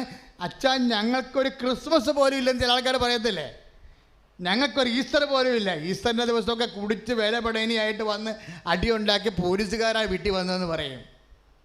അപ്പം നീ എന്ത് ചെയ്ത്? ഞാൻ കർത്താവിനോട് പറഞ്ഞു ദാറ്റ്സ് മതി. ഫുൾ എമൗണ്ട് എന്തെല്ലാം തരത്തിലാണ് പേയ്മെൻറ്റ് നടക്കണത്, ഫുൾ എമൗണ്ട് എന്തെല്ലാം തരത്തിൽ, അത് നമ്മൾക്ക് ന്യായമായി അവകാശപ്പെട്ട സന്തോഷം, കർത്താവ് ജനിച്ച ദിവസം, കർത്താവ് ഉയർത്തുന്ന ദിവസം, ആ സന്തോഷം ഏത് വിശ്വസിക്കാണ് അങ്ങനെ ഒരു സന്തോഷം മൗലിക അവകാശമല്ലേ? നമ്മൾ വിശ്വാസം സ്വീകരിച്ചുകൊണ്ട് നമുക്ക് കിട്ടിയ സന്തോഷമല്ലേ? ആ സന്തോഷം പോലും ദൈവം എടുത്താൽ എന്താണ് ഉദ്ദേശിക്കുന്നത്? അതുകൊണ്ട് ന്യായമായി നിനക്ക് ലഭിക്കായിരുന്ന സന്തോഷം പോലും നിനക്ക് കണ്ണീരായി കഴിഞ്ഞാൽ കർത്താവ് എന്താ ഉദ്ദേശിക്കുന്നത്? ഫുൾ ആൻഡ് അഡ്വാൻസ് ഇല്ലാതെ ഫുൾ എമൗണ്ട് മേടിക്കുകയാണ് എന്ന് വെച്ചാൽ എന്താണ്? ഫുൾ എമൗണ്ട് നിന്നോട് വാങ്ങിച്ചാൽ നീ ദൈവരാജ്യത്തിന്റെ ഉടമസ്ഥനായി കൈ അടിച്ചു കർത്താവ്. ഹല്ലേലൂയ, യേശുവേ, ഹല്ലേലൂയ, ഹല്ലേലൂയ, ഹല്ലേലൂയ, ഹല്ലേലൂയ, ഹല്ലേലൂയ. കരങ്ങൾ ഉയർത്തിക്കൊണ്ട് സ്തുതിക്കട്ടെ. ഹല്ലേലൂയ, ഹല്ലേലൂയ. കർത്താവേ, ഞങ്ങളെ സ്തുതിച്ച് പ്രാർത്ഥിക്കുന്ന കർത്താവേ, ആരാധിച്ച് വണങ്ങുന്ന കർത്താവേ, ദൈവനാമത്തിന് മഹത്വം ഉണ്ടാകട്ടെ. ഏശയ്യ 45:2. ഞാൻ നിനക്ക് മുമ്പേ പോയി മലകൾ നിരപ്പാക്കുകയും പിച്ചള വാതിലുകൾ തകർക്കുകയും ഇരുമ്പോടാമ്പലുകൾ ഒടിക്കുകയും ചെയ്യുന്നൊരു ദൈവമാണ്. ആ വചനത്തിൻ്റെ ശക്തിയാൽ ഇന്ന് എനിക്കിവിടെ സാക്ഷ്യം പറയാൻ തന്ന അവസരത്തിന് ദൈവത്തിന് നന്ദി പറയുന്നു. എൻ്റെ പേര് പ്രിൻസൺ സെബാസ്റ്റ്യൻ. ഞാൻ കാനഡയിൽ ഫാമിലിയായിട്ട് സെറ്റിൽഡാണ്. ദൈവകൃപയാൽ എനിക്ക് തന്ന കുടുംബജീവിതത്തിന് നന്ദി പറയുന്നു. 4 കുഞ്ഞുങ്ങളെ ദൈവം തന്നു. അതിനും നല്ലൊരു ജീവിത പങ്കാളിയെ തന്നതിനും നന്ദി പറയുന്നു. ഞാനിവിടെ ഒത്തിരി സാക്ഷ്യം പറയാൻ എഴുതിക്കൊണ്ട് വന്നു. എന്നാലും മെയിനായിട്ടുള്ള 2-3 സാക്ഷ്യം ഞാനിപ്പം പറയാം. അമ്മ മാതാവ് ജീവിതത്തിൽ ഒത്തിരി അനുഗ്രഹം ചെയ്തു തന്നിട്ടുണ്ട്. എത്ര സാക്ഷ്യം പറഞ്ഞാലും മതി വരത്തില്ല. ആദ്യമായിട്ട് എനിക്ക് പറയാനുള്ളത്, എൻ്റെ 3ാമത്തെ മകൻ, അവൻ്റെ പേര് ബർത്തലോമി. അവനൊരു വയസ്സ് ആയപ്പോഴാണ് ഞങ്ങൾ നോക്കുന്നത്. അവൻ്റെ കാല് പോലെ വളഞ്ഞാണ് നടക്കുന്നത്. എപ്പം നടന്നെങ്കിലും വളഞ്ഞ് പോലെ നടക്കുന്നതായിട്ട് കണ്ടു. അപ്പോൾ ഞങ്ങൾ അവിടെ ഇരുന്ന് ലൈറ്റ് ക്യാൻഡിൽ പ്രാർത്ഥിച്ചായിരുന്നു. അപ്പോൾ ഞങ്ങൾ പറഞ്ഞായിരുന്നു, അവൻ്റെ കാല് നേരെയാകുവാണെങ്കിൽ ഇവിടെ ഒന്ന് സാക്ഷ്യം പറയാമെന്ന് പറഞ്ഞു. ദൈവകൃപയാൽ അവൻ 1.5 വയസ്സ് കഴിഞ്ഞപ്പോൾ അവൻ്റെ കാല് നേരെയായി. ഇപ്പം നല്ല രീതിയിൽ അവൻ ഓടുകയും ചാടുകയും ചെയ്യുന്നു. അമ്മ മാതാവിനും ദൈവത്തിനും 1000 നന്ദി. അതുപോലെ ഞങ്ങൾക്ക് 3 ആൺകുഞ്ഞുങ്ങളായിരുന്നു. ഒരു പെൺകൊച്ചിന് വേണ്ടി ഞങ്ങൾ ആഗ്രഹിച്ചിരുന്നു. അപ്പം ഞാനും വൈഫും കൂടെ ഒരുമിച്ചിരുന്ന് പ്രാർത്ഥിച്ചു. ഒരു പെൺകുഞ്ഞിനെ കിട്ടിയാൽ ഞങ്ങൾ ഇവിടെ വന്ന് സാക്ഷ്യം പറയാമെന്ന് പറഞ്ഞു. അങ്ങനെ 4ാമതൊരു പെൺകൊച്ചിനെ ദൈവം തന്നു. മോളുടെ പേര് ബദനി എന്നാണ്. അതിനും 1000 നന്ദി. അതിൻ്റെ ആ പ്രഗ്നൻസിയുടെ സമയത്ത് എൻ്റെ വൈഫിന് ഒരു 7ാം മാസമായപ്പോൾ ഒരു പ്രഗ്നൻസി റിലേറ്റഡ് പ്രോബ്ലംസ് ഉണ്ടായിരുന്നു. നേരത്തെ കോൺട്രാക്ഷൻ സ്റ്റാർട്ട് ചെയ്യുകയും ഇച്ചിരി ബെഡ് റെസ്റ്റ് ഒക്കെ എടുക്കേണ്ടി വന്നു. അപ്പോഴൊക്കെ ഞങ്ങൾ മാതാവിനെ വിളിച്ച് പ്രാർത്ഥിച്ചു, ഒരുമിച്ച് പ്രാർത്ഥിച്ചു. എല്ലാം മനോഹരമായി. നല്ല നോർമൽ ഡെലിവറിയിൽ ദൈവം ഞങ്ങളെ അനുഗ്രഹിച്ചു. ആ കുഞ്ഞിൻ്റെ ബാപ്റ്റിസത്തിന് വന്നതാണ്.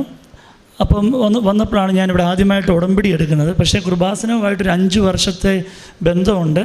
വൈഫിൻ്റെ പേരൻസ് ഇവിടെ വന്ന് നേരത്തെ പ്രാർത്ഥിച്ച മുഖേന 5 വർഷം മുമ്പേ നമുക്ക് കൃപാസനം അറിയാം. കൃപാസനത്തിലെ എല്ലാം. അപ്പോൾ അന്നേരമേ ഞാൻ ഈ ഉടമ്പടി പ്രാർത്ഥന ചൊല്ലുമായിരുന്നു. ഉടമ്പടി എടുക്കുന്നതിന് മുമ്പ് തന്നെ ലൈറ്റ് ക്യാൻഡിൽ ചൊല്ലി അതങ്ങ് കണ്ടിന്യൂ ചെയ്യും. അത് ഭയങ്കരമായിട്ട് ജീവിതത്തിൽ അനുഗ്രഹമായിരുന്നു. കൃപാസനമായിട്ട് ചേർന്നപ്പോൾ മുതൽ നമുക്ക് അനുഗ്രഹമല്ലാതെ ഒന്നും ഇല്ല. മാതാവ് അതുപോലെ ചേർത്ത് പിടിക്കും. ഈ 4 കുഞ്ഞുങ്ങളെ വളർത്തുമ്പോഴും ഓരോ കുഞ്ഞുങ്ങളുടെ പ്രോബ്ലംസ് വരുമ്പോഴും ഒക്കെ നമ്മൾ ആദ്യം ചെയ്യുന്ന ലൈറ്റ് ക്യാൻഡിൽസ് ചെയ്യും. ഉടനെ നമുക്ക് പെട്ടെന്നാണ് ആൻസർ വരുന്നത്. എന്തെങ്കിലും പ്രശ്നമുണ്ടെങ്കിൽ നമ്മൾ മാതാവിനെ വിളിച്ച് പറയും. പ്രാർത്ഥിക്കുമ്പോൾ ഒത്തിരി അനുഗ്രഹം ദൈവം തന്നു. അതിനൊക്കെ നന്ദി പറയുന്നു. പിന്നെ ഞാൻ ഇവിടെ 1 മാസത്തിന് മുമ്പാണ് ഇവിടെ ഉടമ്പടി എടുക്കാനായിട്ട് സാഹചര്യം കിട്ടിയത്. ഞാൻ ഉടമ്പടി എടുത്തു. ഒരാഴ്ച കഴിഞ്ഞപ്പോഴേ എനിക്ക് നടുവിന് ഭയങ്കര ഒരു വേദന. എനിക്ക് നിൽക്കാനും മേല, ഇരിക്കാനും മേല, അതുപോലെ ഒരു കൊളുത്തിപ്പിടുത്തം. ഞാനൊരു ട്രീറ്റ്മെൻറ്റിന് പെട്ടെന്ന് തന്നെ കൊണ്ടുപോയി. എന്നിട്ടും അത് ശരിയായില്ല. ആ ട്രീറ്റ്മെൻറ്റ് കഴിഞ്ഞപ്പോൾ എൻ്റെ ഹിപ്പ് ചെരിഞ്ഞിരിക്കുക. ഞാൻ ഇങ്ങനെയാണ് നടക്കുന്നത്. അപ്പോൾ ഞാൻ പ്രാർത്ഥിച്ചു. ഒരു 5 ദിവസം കഴിയുമ്പോൾ കൊച്ചിൻ്റെ ബാപ്റ്റിസമാണ്. ഈ ബാപ്റ്റിസത്തിന് ഒരാഴ്ച മുമ്പാണ് എനിക്ക് നടുവിന് പ്രോബ്ലം വരുന്നത്. അപ്പോൾ എനിക്ക് ശരിക്കും നടക്കാൻ മേല. ഞാനിങ്ങനെ ചെരിഞ്ഞാണ് നിൽക്കുന്നത്.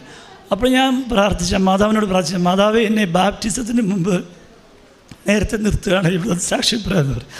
അങ്ങനെ മാതാവ് 2 ദിവസം മുമ്പ് ഞാൻ നേരെ നിൽക്കാൻ തുടങ്ങി. തൈലം പൂശി പ്രാർത്ഥിച്ചു. ബാപ്റ്റിസത്തിൻ്റെ 2 ദിവസം മുമ്പ് എനിക്കൊരു പ്രശ്നവുമില്ല. എൻ്റെ ബോഡി നേരെയായി. അതിനു മുമ്പ് ഞാൻ ചെരിഞ്ഞാൽ നിന്ന് എൻ്റെ ഹിപ്പ് സൈഡിലോട്ട് തിരിഞ്ഞ് നിന്ന് എന്നെ മാതാവ് അത്ഭുതപൂർവ്വം നേരെ നിർത്തി. 1000 ദൈവത്തിന് നന്ദി. അതുപോലെ എനിക്കൊരു ഒരു ജോലിക്ക് ഒരു പ്രോഗ്രസ് വേണമെന്ന് കരുതി പ്രാർത്ഥിച്ചിട്ടുണ്ടായിരുന്നു. അപ്പോൾ ഞാൻ ഇൻ്റർവ്യൂവിന് മാതാവിൻ്റെ പോക്കറ്റ് ഇട്ട് ഞാൻ ഇൻ്റർവ്യൂ അറ്റൻഡ് ചെയ്തു. അന്നേരമൊക്കെ വളരെ അത്ഭുതം പോലെ ആ ഇൻ്റർവ്യൂവിൻ്റെ പ്രോസസ്സ് നമുക്ക് അറിയാൻ മേലാത്ത ക്വസ്റ്റ്യൻസ് പോലും അവിടെ ഉള്ളവർ നമുക്ക് സപ്പോർട്ട് ചെയ്ത് നമ്മളെ കൊണ്ട് പറയിപ്പിക്കുന്ന ഒരു അനുഭവമായിരുന്നു. ഭയങ്കര ഒരു സാക്ഷ്യമാണത്. ഇൻ്റർവ്യൂ നമുക്കറിയാൻ മേലാത്തവർ പോലും നമ്മളോട് ഇങ്ങോട്ട് പറഞ്ഞ് നമ്മളെ സപ്പോർട്ട് ചെയ്ത് കൊണ്ടുപോകുന്നവരായിരുന്നു. മാതാവിൻ്റെ ലോക്കറ്റ് ഞാൻ പോക്കറ്റ് ഇട്ട് ഇൻ്റർവ്യൂ നടത്തുമ്പോൾ ആ ഇൻ്റർവ്യൂ എനിക്ക് പാസ്സായി നല്ലൊരു ഇതിൽ ദൈവം എന്നെ എത്തിച്ചതിന് നന്ദി പറയുന്നു. അതുപോലെ എനിക്ക് രണ്ടാമത്തെ കൊച്ചിൻ്റെ മോൻ്റെ അവനൊരു പഠിക്കാനൊക്കെ ഒരു ബുദ്ധിമുട്ട് പറഞ്ഞായിരുന്നു. അപ്പോൾ അവന് വേണ്ടി ഞങ്ങൾ പ്രത്യേകം പ്രാർത്ഥിച്ച മുഖേന അവന് ഒത്തിരി അനുഗ്രഹങ്ങൾ പഠിക്കാനിപ്പോൾ ഒത്തിരി പ്രോഗ്രസീവായിട്ട് അവൻ മുന്നോട്ട് പോകുന്നു. അതുപോലെ വേറൊരു മോന് ഇതുപോലെ അലർജിയും പനിയും വന്നപ്പോൾ ഞങ്ങൾ പ്രാർത്ഥിച്ചു. അപ്പോഴും എല്ലാം അനുഗ്രഹപ്രദമായിട്ട് മുന്നോട്ട് പോയി. പിന്നെ ഒരു പ്രോപ്പർട്ടി ഞങ്ങൾക്ക് സെല് ചെയ്യാനുണ്ടായിരുന്നു. അതും പ്രതീക്ഷിച്ചതിൽ വളരെ ഇതെല്ലാം കൃപാസന ഓരോ പ്രശ്നങ്ങളും നമ്മൾ കൃപാസന മാതാവിനിൽ സമർപ്പിച്ചിരിക്കുമ്പോൾ പെട്ടെന്നാണ് നമ്മുടെ കാര്യങ്ങൾ കടന്നു പോകുന്നത്. ഒന്നിനും ഒരു മുട്ടില്ലാതെ മാതാവ് ഇങ്ങനെ മുന്നോട്ട് കൊണ്ടുപോകുന്നു. അപ്പോൾ നമ്മൾ പ്രതീക്ഷിച്ചതിലും വളരെ നല്ല ഒരു എമൗണ്ടിൽ ആ പ്രോപ്പർട്ടി നമുക്ക് വിൽക്കാനും കാര്യങ്ങളെല്ലാം സെറ്റിൽ ചെയ്യാനും സാധിച്ചു. ദൈവത്തിന് 1000 നന്ദി. നാളെ ഞങ്ങൾ ഫാമിലിയായിട്ട് തിരിച്ചു പോവുകയാണ്. പ്രത്യേകിച്ച് നിങ്ങളെല്ലാവരും പ്രാർത്ഥനയിൽ ഓർക്കുക. Thank you. ഞാൻ ഇതുപോലെ 5 വർഷം മുമ്പും കൃപാസന ഇറങ്ങിയപ്പോൾ മുതൽ ഇവിടെ വരുന്നതിന് മുമ്പ് തന്നെ ഇതിൻ്റെ സാക്ഷ്യങ്ങളെല്ലാം കേട്ടപ്പോൾ നമുക്കറിയാവുന്ന ഓരോ ഫാമിലിയിലും ഷെയർ ചെയ്യും. എന്തെങ്കിലും ഒരു പ്രോബ്ലംസ് ഉള്ളവരോടൊക്കെ നമ്മൾ പറയും കൃപാസനത്തിൻ്റെ യൂട്യൂബിലെ വീഡിയോസ് കാണേ, ലൈറ്റ് ദ ക്യാൻഡിൽസ് ചെയ്യേ, അങ്ങനെ ഷെയർ ചെയ്യാറുണ്ട്. പിന്നെ ഞങ്ങളെപ്പോഴും ഫാമിലിയായിട്ട് വരുമ്പോൾ ഇവിടെ എവിടെയെങ്കിലും ഒരു ദൈവപരിപാലന ഭവൻ പോലുള്ള സ്ഥലത്ത് പോയി കുഞ്ഞുങ്ങളെ കാണുകയും എന്തെങ്കിലും സഹായങ്ങളൊക്കെ ചെയ്യാനായിട്ട് ശ്രമിച്ചിട്ടുണ്ട്. ഇനിയും മുന്നോട്ട് പോകുമ്പോൾ മാതാവിൻ്റെ സാക്ഷ്യം ഇനിയും പറയാൻ എന്നെ ഇടവരുത്തട്ടെ എന്ന് പ്രാർത്ഥിച്ചുകൊണ്ട് നിർത്തുന്നു.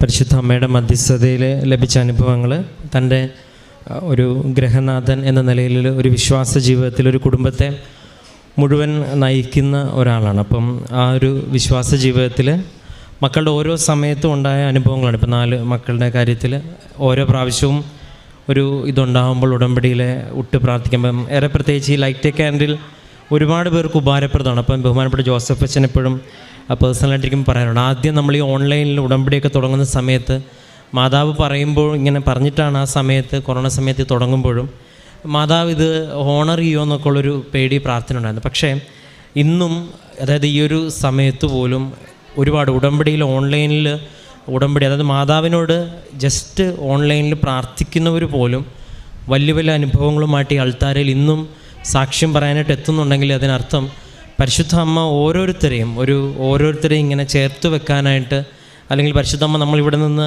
വിടുന്ന ഓരോ കാര്യത്തിലും അതിന് ഹോണർ ചെയ്യുന്നുണ്ടെന്നുള്ളൊരു ഇതാണ്. കാരണം ഒരുപാട് സാക്ഷ്യത്തിൽ വീണ്ടും നമ്മളൊരു കൊറോണ സമയത്ത് ഒരു അത്യാവശ്യം വിദേശത്തുള്ളവർക്കൊക്കെ പ്രാർത്ഥനയായിട്ട് മാറട്ടെ എന്ന് പറഞ്ഞു തുടങ്ങി ഇതിൽ സമർപ്പിക്കുന്ന നിയോഗങ്ങളിലുണ്ടാകുന്ന വലിയ വലിയ മാറ്റങ്ങളുമായിട്ട് ഓരോ ആഴ്ചയിൽ എങ്ങനെ പോയാലും ഈ ഓൺലൈനിലെ ഉടമ്പടിയും ഓൺലൈനിലെ ലൈറ്റ് ആൻഡ് പ്രയറുമായിട്ട് അപ്പം അത്രത്തോളം മാതാവ് അതിനെ ഓണർ ചെയ്യുന്നുണ്ട്. അത് ഓണർ ചെയ്യുന്നത് നമ്മളൊട്ടുന്ന നിയോഗം കൊണ്ട് മാത്രമല്ല, ഇവിടെ അവരും വ്യക്തിപരമായിട്ട് ഈ സാക്ഷ്യം ചുരുങ്ങിയ വാക്കുകളിലാണ് പറയുന്നതെങ്കിലും വ്യക്തമായിട്ട് മനസ്സിലാകുന്നുണ്ട്. അപ്പോൾ ഓരോ പ്രാവശ്യവും നമ്മൾ നിയോഗങ്ങൾ സമർപ്പിക്കുമ്പോൾ അതിന് അനുസരിച്ച് പെട്ടെന്നൊരു മാറ്റം ജീവിതത്തിൽ കടന്നു വരുമ്പോൾ നമുക്ക് പ്രാർത്ഥനയ്ക്ക് ശക്തിയുണ്ടെന്ന് മനസ്സിലാവുന്നതാണ് ഏറ്റവും പ്രധാനം. അതിന് ഒരുപാട് അനുഭവങ്ങൾ ഇങ്ങനെ ചേർത്ത് വെക്കാനുണ്ടാകുമ്പം ദൈവത്തിൻ്റെ വലിയൊരു സാന്നിധ്യം അനുഭവിക്കാനായിട്ടും കൂടുതൽ വിശ്വാസത്തിൽ വളരാനായിട്ടും ഒരു കുടുംബത്തിന് സാധിക്കുന്നു എന്നുള്ളതാണ്. അപ്പം ഈ സ്ഥലത്തെ ഇപ്പം എന്തുകൊണ്ടാണ് ഈ ഒരു സ്ഥലം പ്രധാനപ്പെട്ടതെന്ന് പറയുന്നത്, ഇവിടെ മാതാവിൻ്റെ പ്രത്യക്ഷീകരണം നടന്നു എന്നുള്ളതാണ് ഈ സ്ഥലത്തെ പ്രധാനം. ഈ സ്ഥലത്തിൻ്റെ പ്രത്യേകത ഉടമ്പടിയിലെ പ്രാർത്ഥനകളോ അല്ല. ഇവിടുത്തെ ഏറ്റവും വലിയ പ്രത്യേകത ഈ അൾത്താരയിൽ മാതാവ് പ്രത്യക്ഷപ്പെട്ടെന്നാണ്. അപ്പോൾ ചിലർ ചോദിക്കും, നമുക്കിതിനേക്കാളും കുറച്ചും കൂടെ സ്ഥലം അപ്പുറം ഉണ്ടല്ലോ, അങ്ങനെയാണ് അപ്പുറത്തേക്ക് മാറ്റിയ കുറേ പേർക്ക് കൂടെ വന്ന് നിൽക്കാമല്ലോ എന്നൊക്കെ ചോദിക്കും. പക്ഷേ നമ്മളെ സംബന്ധിച്ചിടത്ത് ഇവിടുത്തെ പ്രത്യക്ഷീകരണപ്പെട്ട ഈ അൾത്താരയിലെ സാന്നിധ്യമാണ് ഏറ്റവും. അപ്പം നമുക്ക് അതെടുത്ത് അങ്ങോട്ട് മാറ്റാൻ പറ്റത്തില്ലല്ലോ. അപ്പം ഈ ഒരു പ്രത്യക്ഷീകരണത്തോട് ബന്ധപ്പെട്ടാണ് ഈ ഇടം. അപ്പം ഒരു പ്രത്യക്ഷീകരണം സഭ അംഗീകരിക്കണമെങ്കിൽ അവിടെ പ്രത്യക്ഷപ്പെട്ടു എന്ന് അച്ഛൻ പറഞ്ഞാൽ അംഗീകരിക്കത്തില്ല, അതിപ്പം നിങ്ങൾ പറഞ്ഞാലും അംഗീകരിക്കത്തില്ല. ആ സ്ഥലത്ത് ശാസ്ത്രത്തിന് മുകളിൽ അസാധാരണമായിട്ടുള്ള സാക്ഷ്യങ്ങൾ പറയണം, അല്ലെങ്കിൽ സാക്ഷ്യങ്ങൾ ഉണ്ടാവണം, അത് പഠിച്ച് തെളിയിക്കപ്പെടണം. അപ്പോൾ ദൈവം സഹായിച്ച് നമ്മൾക്ക് ഒരാഴ്ച തന്നെ നമുക്ക് ആവശ്യത്തിലേറെ അനുഭവങ്ങളോട് ലഭിക്കുന്നുണ്ട്. അത് പരിശുദ്ധ അമ്മയുടെ വലിയ അനുഗ്രഹമാണ്. നമുക്ക് ആവശ്യത്തിലേറെ അല്ലെങ്കിൽ ആവശ്യത്തിലധികവും എല്ലാ തരത്തിലുള്ള അനുഭവങ്ങളും, അതും മറ്റുള്ള ഇടങ്ങളിൽ നിന്ന് വ്യത്യസ്തമായിട്ട് ക്രിസ്ത്യൻസുമല്ല പറയുന്നതിൽ നല്ലൊരു ശതമാനം മറ്റു മതത്തിലുള്ളവർ പറയുന്ന വലിയ അനുഭവങ്ങൾ പോലും തെളിവ് സഹിതം നമുക്ക് എടുത്തു കാട്ടുവാനുണ്ടെങ്കിലും നമ്മൾ ഇനിയും സമയമെടുത്ത് പ്രാർത്ഥിച്ചുകൊണ്ടിരിക്കുകയാണ്, ഇനിയും അതിൻ്റെ കാര്യങ്ങളൊക്കെ നടക്കുവാനായിട്ട്. അതാണ് നിങ്ങൾക്ക് പ്രത്യക്ഷീകരണ പ്രാർത്ഥനയിലെ ഫസ്റ്റ് ഭാഗം. സഭ പഠിക്കണം. ലോകത്തിലെ ലൂർദും ഫാത്തിമയും പോലെ ലോകമെമ്പാടും നടക്കുന്ന എല്ലാ അനുഭവങ്ങളും പോലെ ഇവിടെയും ലോകത്തിൻ്റെ ശ്രദ്ധ എത്തിച്ചേരണമെന്നുള്ളതാണ് ഏറ്റവും പ്രധാനപ്പെട്ട ഒരു കാര്യം.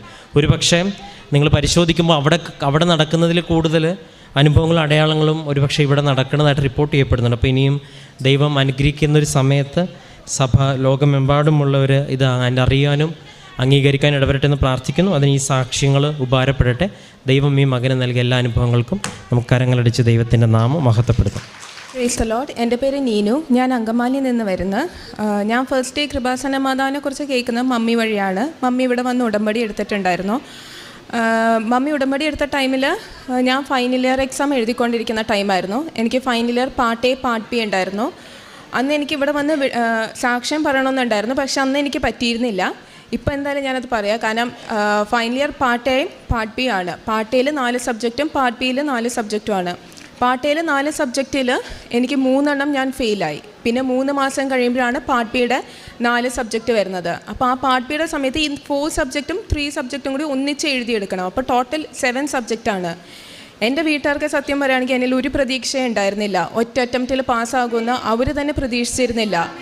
മമ്മിയാണെങ്കിൽ കാശുരൂപം മമ്മി പറഞ്ഞു, നീ ഇത് മുറുക്കെ കൈ പിടിച്ച് പ്രാർത്ഥിക്കാം, നീ പഠിക്കുന്ന സമയത്ത് അത് കൈ പിടിക്കാൽ മാലയെ തൂക്കിയിടാം എന്ന് പറഞ്ഞു. അപ്പോൾ ഞാൻ അത് കയ്യിൽ മാത്രമേ ഞാൻ പിടിച്ചുള്ളൂ, മാലയിലൊന്നും ഞാൻ വെച്ചില്ല. ഞാൻ പഠിക്കുന്ന സമയത്ത് ഫുൾ ടൈം അതെൻ്റെ കയ്യിൽ ഞാൻ മുറുകെ പിടിക്കുമായിരുന്നു. ഒരു കൈ വേർക്കുമ്പോൾ ഞാൻ ആ ലോക്കറ്റ് എടുത്ത് അപ്പുറത്തെ കയ്യിൽ ഞാൻ മുറുകെ പിടിക്കും.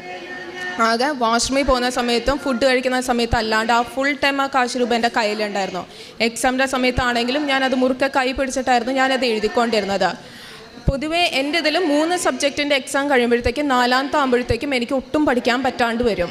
ഇത് 7 സബ്ജക്റ്റ് ഒറ്റ സ്ട്രെച്ചിലായിരുന്നു, ഓൾട്ടർനേറ്റ് ഡേയ്സിലായിട്ടായിരുന്നു എക്സാം ഉണ്ടായിരുന്നത്. ലാസ്റ്റ് എല്ലാ സബ്ജക്റ്റും വലിയ കുഴപ്പമില്ലാണ്ട് എനിക്ക് എഴുതാൻ പറ്റി. ലാസ്റ്റത്തെ സബ്ജക്റ്റ് സർജറിയിൽ എനിക്ക് പേപ്പർ ഇച്ചിരി ടഫായിരുന്നു. പിന്നെ പോരാഞ്ഞിട്ട് ഞാൻ എഴുതിയിരിക്കുന്ന ആൻസർ ഏകദേശം തെറ്റായിരുന്നു എന്ന് വേണമെങ്കിൽ പറയാം. ആ തെറ്റ് ആൻസേഴ്സ് എല്ലാം ഞാൻ റെഡ് കളർ പെൻസിലോണ്ട് ഞാൻ എല്ലാം ഹൈലൈറ്റ് ചെയ്ത് വെച്ചു.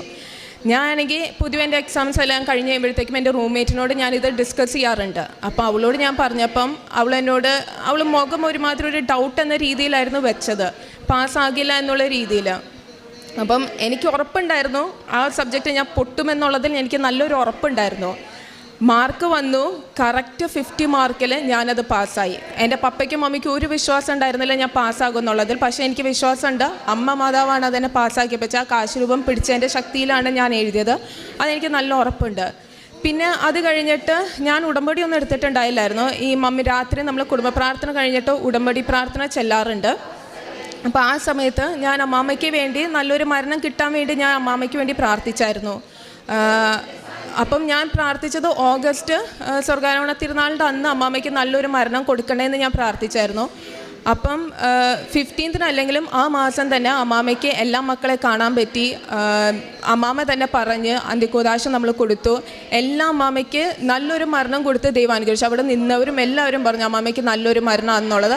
അതെനിക്ക് ഉറപ്പുണ്ട്, ഞാൻ പ്രാർത്ഥിച്ചിട്ട് എനിക്ക് മാതാവ് തന്നതാണെന്നുള്ളത് അതെനിക്ക് നല്ലൊരു ഉറപ്പുണ്ട്.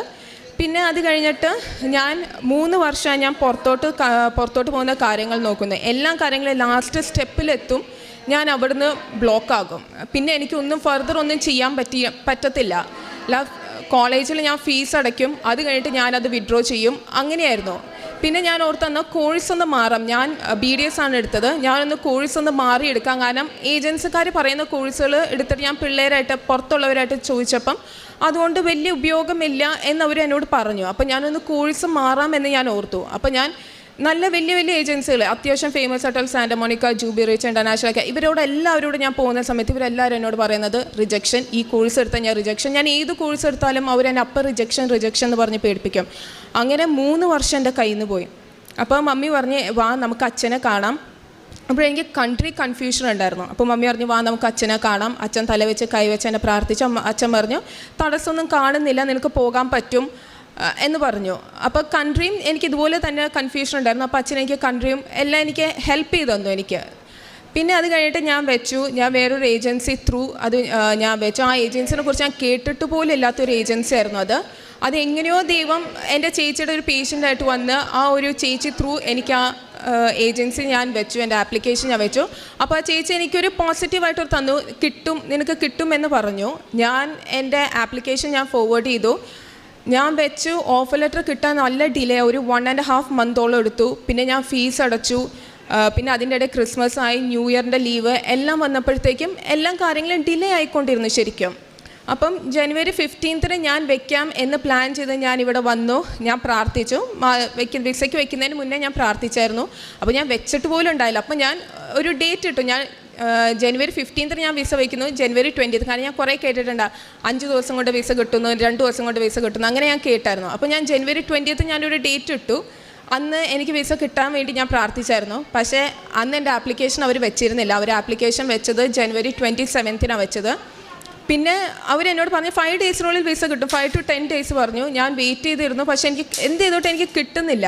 അപ്പം മമ്മി പറഞ്ഞു, നീ ഉടമ്പടി എടുക്കുക, ഉടമ്പടി എടുത്തു കഴിഞ്ഞാൽ നിനക്ക് എന്തായാലും കിട്ടുമെന്ന് പറഞ്ഞു. അപ്പം ഞാനിവിടെ വന്നു. വരുന്നതിൻ്റെ അന്ന് രാത്രി ഞാൻ കുറേ പ്രാർത്ഥിച്ചിട്ടാണ് ഞാനിവിടെ വന്ന് ഉടമ്പടി എടുത്തത്. മമ്മി പറഞ്ഞു, ഉടമ്പടി എടുക്കുന്നതിന് മുന്നേ നീ നന്നായിട്ട് ഒരുങ്ങണം, കുമ്പസാരിക്കണമെന്ന് പറഞ്ഞു. അപ്പം ഞാൻ കുമ്പസാരിക്കാനായിട്ട് ഞാൻ പോയി. പൊതുവേ ഞാൻ കുമ്പസാരിച്ച് കഴിഞ്ഞാൽ ഒരു 5 മിനിറ്റ് കഴിയുമ്പോഴത്തേക്ക് ഞാൻ ഇറങ്ങി വരാറാണ് പതിവ്. അന്നത്തെ ദിവസം എനിക്ക് എന്താണെന്ന് അറിയത്തില്ല, അന്ന് ഞാൻ കുറേ ടൈം എടുത്തു. ഞാൻ കുമ്പസാരിച്ച് കഴിഞ്ഞപ്പോഴത്തേക്കും ഒരു സാറ്റിസ്ഫാക്ഷൻ നമുക്ക് കിട്ടത്തില്ല. ആ ഒരു എനിക്ക് പുറത്തിറങ്ങി കഴിഞ്ഞപ്പോൾ ഭയങ്കര ഹാപ്പി ആയിരുന്നു. ഞാൻ കുർബാനയുടെ പാതിയായപ്പോൾ കയറി, കുർബാന കഴിഞ്ഞപ്പോഴാണ് ഞാൻ ഇറങ്ങി വന്നത്. അപ്പോൾ എൻ്റെ കഴിഞ്ഞപ്പോൾ തന്നെ എൻ്റെ ചേച്ചി ചോദിച്ചു, നീ എന്താടി എടുത്തത്, നീ എന്തോ പറഞ്ഞതെന്ന് ചോദിച്ചു, എന്തോരം ടൈം എടുത്തതെന്ന് പറഞ്ഞ്. പക്ഷേ അത്രയും നാൾ ഞാൻ ചെയ്ത കുമ്പസാരത്തെക്കാട്ടിൽ ഏറ്റവും നല്ലൊരു കുമ്പസാരം എനിക്ക് ഉടമ്പടി എടുക്കാൻ പോകുന്നതിന് മുന്നേ എനിക്ക് ചെയ്യാൻ പറ്റി. പിന്നെ ഞാനിവിടെ വന്നു, ഉടമ്പടി എടുത്തപ്പം ഞാൻ വിചാരിച്ചു ഓക്കെ, ഒരു ദിവസം കഴിയുമ്പോഴത്തേക്കും എനിക്ക് പിറ്റേ ദിവസം തന്നെ എനിക്ക് എൻ്റെ വിസ കിട്ടും. പക്ഷേ എനിക്ക് കിട്ടിയില്ല. അപ്പം നമുക്ക് ഉടമ്പടി എടുക്കുന്നതിന് മുന്നേ മമ്മി ഉടമ്പടി എടുക്കുമ്പോൾ കുറേ കാര്യങ്ങൾ മമ്മി ചെയ്യുന്നുണ്ട്.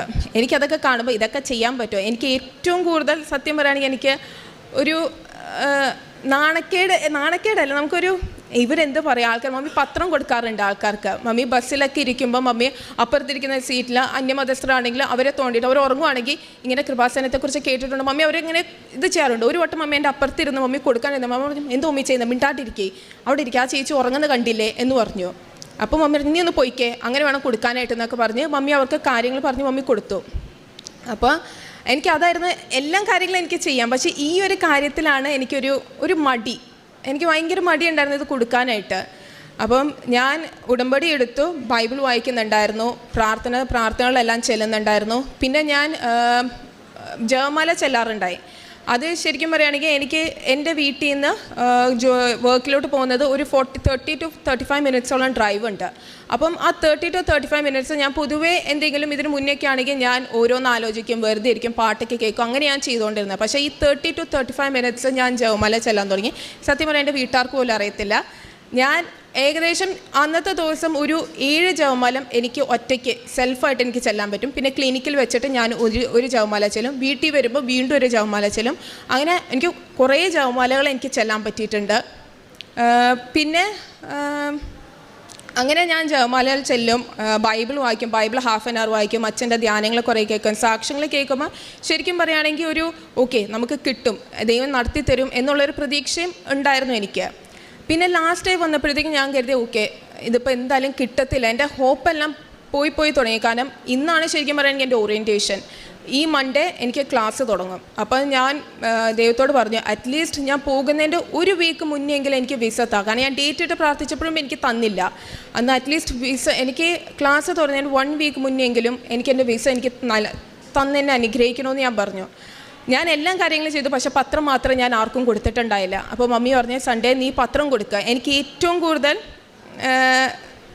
ഒരു നാണക്കേട് എൻ്റെ നാട്ടുകാർക്ക് കൊടുക്കുന്നതായിരുന്നു എനിക്ക് ഏറ്റവും വലിയ ബുദ്ധിമുട്ട്.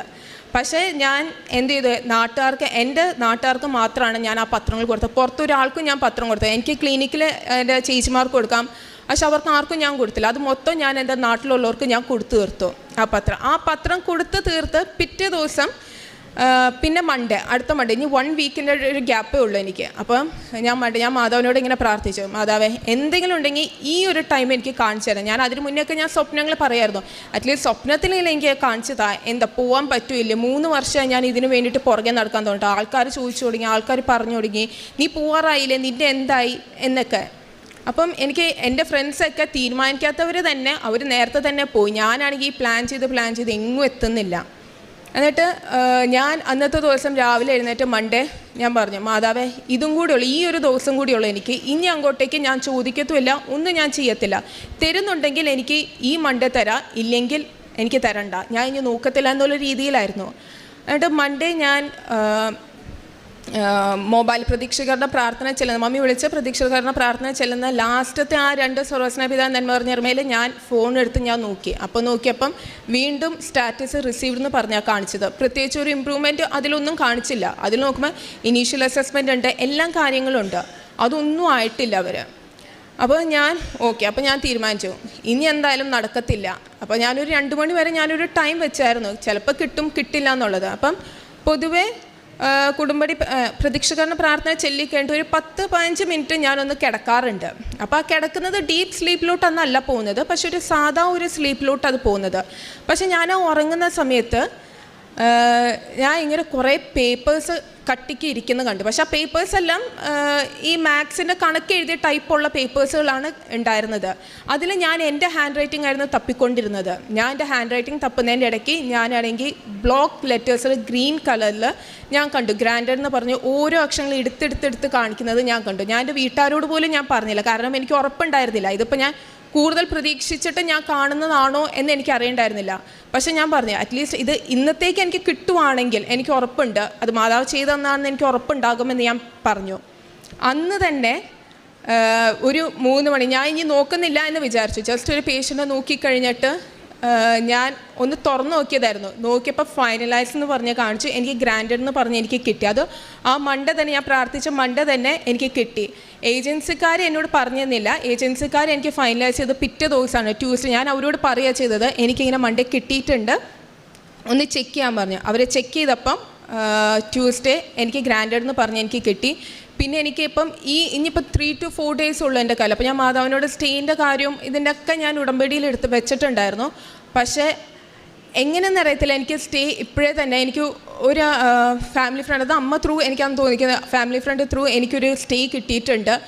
അതും പെട്ടെന്ന് തന്നെ പോന്നു. ഇവിടെ സ്റ്റേ ഉണ്ട്, ഒരിടം കിട്ടുന്നോടം വരെ നീ അവിടെ തന്നെ ഇവിടെ നിന്നാൽ മതി എന്നൊക്കെ പറഞ്ഞു. പിന്നെ എനിക്ക് വേണ്ട സാധനങ്ങളൊക്കെ വേറൊരു ചേട്ടൻ, എനിക്ക് ഒരു പരിചയമില്ലാത്തൊരു ചേട്ടനാണ്. ആ ചേട്ടനാണെങ്കിൽ എനിക്ക് ഇന്നൊക്കെ സബ്ജക്റ്റ് ഇച്ചിരി ടഫാണ്, ഈ സബ്ജക്റ്റിന് കുറച്ച് ടൈം കൊടുക്കണം, വേണ്ട സാധനങ്ങൾ എല്ലാ കാര്യങ്ങളൊക്കെ എനിക്ക് നേരത്തെ തന്നെ എനിക്കെല്ലാം പറഞ്ഞു തന്നു. എനിക്ക് ഉറപ്പുണ്ട് ഇതെല്ലാം മാതാവിൻ്റെ അനുഗ്രഹം കൊണ്ട് തന്നെയാണ് കിട്ടിയേക്കുന്നത്. ദൈവത്തിന് മാതാവിന് 1000 നന്ദി. വ്യക്തിപരമായിട്ട് ഞാൻ പ്രാർത്ഥിച്ചതെന്ന് പറയുകയാണെങ്കിൽ, ഞാൻ പൊതുവേ ബൈബിൾ വായിക്കാത്തൊരു വ്യക്തിയാണ്. ഞാൻ ബൈബിള് മമ്മിക്ക് തന്നെ അറിയാം, ഞാൻ പ്രാർത്ഥന ചെല്ലാനിരിക്കുന്ന സമയത്തായിരിക്കും എനിക്ക് ഏറ്റവും കൂടുതൽ സംസാരം. പ്രാർത്ഥന ചെല്ലുന്ന സമയത്ത് ഞാൻ ഇങ്ങനെ വർത്താനം പറഞ്ഞുകൊണ്ടേയിരിക്കും. പിന്നെ ബൈബിള് ഞാൻ ½ an hour വായിച്ചു തുടങ്ങി. ഇപ്പോൾ എന്തെങ്കിലും ഞാൻ പ്രാർത്ഥിക്കുന്ന സമയത്ത് എനിക്ക് ബൈബിൾ വായിച്ച ഒരു വട്ടം ഞാനിങ്ങനെ ഭയങ്കര വിഷമത്തിലിരുന്നപ്പോൾ ഞാനിങ്ങനെ പ്രാർത്ഥിച്ചു, അറ്റ്ലീസ്റ്റ് എന്തെങ്കിലും ബൈബിളിലൂടെ സംസാരിക്കും എന്ന് ഞാൻ കേട്ടിട്ടുണ്ട്. അപ്പോൾ ഞാൻ പറഞ്ഞു, അറ്റ്ലീസ്റ്റ് സംസാരിക്കുക, എല്ലാവരും പറയാറുണ്ട് ബൈബിളിലൂടെ സംസാരിക്കാറുണ്ടെന്നുള്ളത്. അപ്പോൾ എന്നോട് അറ്റ്ലീസ്റ്റ് എന്തെങ്കിലും ഒരു വാക്ക് സംസാരിക്കാൻ ആയിട്ട് പറഞ്ഞപ്പോഴാണ് എനിക്ക് ഒരു വചനം കിട്ടിയത്. Do not be afraid, I am with you, I am your God, let nothing terrify you, I will make you strong and help you. ഭയപ്പെടേണ്ട, ഞാൻ നിൻ്റെ കൂടെ ഉണ്ടെന്നുള്ളൊരു വചനം എനിക്ക് കിട്ടി. അപ്പം എനിക്ക് ഉറപ്പുണ്ടായിരുന്നു ദൈവം എനിക്ക് തരുമെന്നുള്ളത്. പിന്നെ ഞാൻ കുറേ ധ്യാനങ്ങൾ കൂടാൻ തുടങ്ങി. വെറുതെ ഇരിക്കുന്ന സമയത്ത് പാട്ട് കേൾക്കുന്നതിന് പകരം ഞാൻ ധ്യാനം കൂടാൻ തുടങ്ങി. അതിനു മുന്നേ ഞാൻ കൊറിയൻ സീരീസ് ഇഷ്ടം പോലെ കാണാറുണ്ടായിരുന്നു. ശരിക്കും പറയുകയാണെങ്കിൽ അഡിക്റ്റ്, എൻ്റെ ചേച്ചി പറയാറുണ്ട് നീ അഡിക്റ്റ് ആണെന്ന് പറയാറുണ്ട്. അപ്പം ഇപ്പം അതെല്ലാം ഞാൻ കുറച്ചു എന്നല്ല, ഇപ്പോൾ ഞാൻ വേണമെങ്കിൽ ചിലപ്പോൾ ഒരു എപ്പിസോഡ് അങ്ങനെ കാണാൻ വെച്ചാൽ ഞാൻ ഒരു ദിവസം കൊണ്ട് തന്നെ ഒരു 3 ദിവസം കൊണ്ട് ഒരു എപ്പിസോഡല്ല, ഒരു സീരീസ് മൊത്തം ഞാൻ തീർക്കാറുണ്ട്. അത് 1.5 മണിക്കൂറിൻ്റെ സീരീസാണ്. അതെല്ലാം ഞാൻ മാറ്റി ഞാൻ ഇപ്പോൾ ധ്യാനം കൂടി തുടങ്ങി, പ്രാർത്ഥിച്ചു തുടങ്ങി, ജപമാല ചൊല്ലി തുടങ്ങി. പരിശുദ്ധ അമ്മയുടെ മധ്യസ്ഥതയിൽ ലഭിച്ച അനുഭവങ്ങളാണ് ഇപ്പം വളരെ വ്യക്തമായിട്ട് സാക്ഷ്യം ഈ മകൾ പറയുന്നുണ്ട്. ഇപ്പോൾ വിദേശത്തേക്ക് പോകുന്നത് ബന്ധപ്പെട്ട സാക്ഷ്യമാണ്.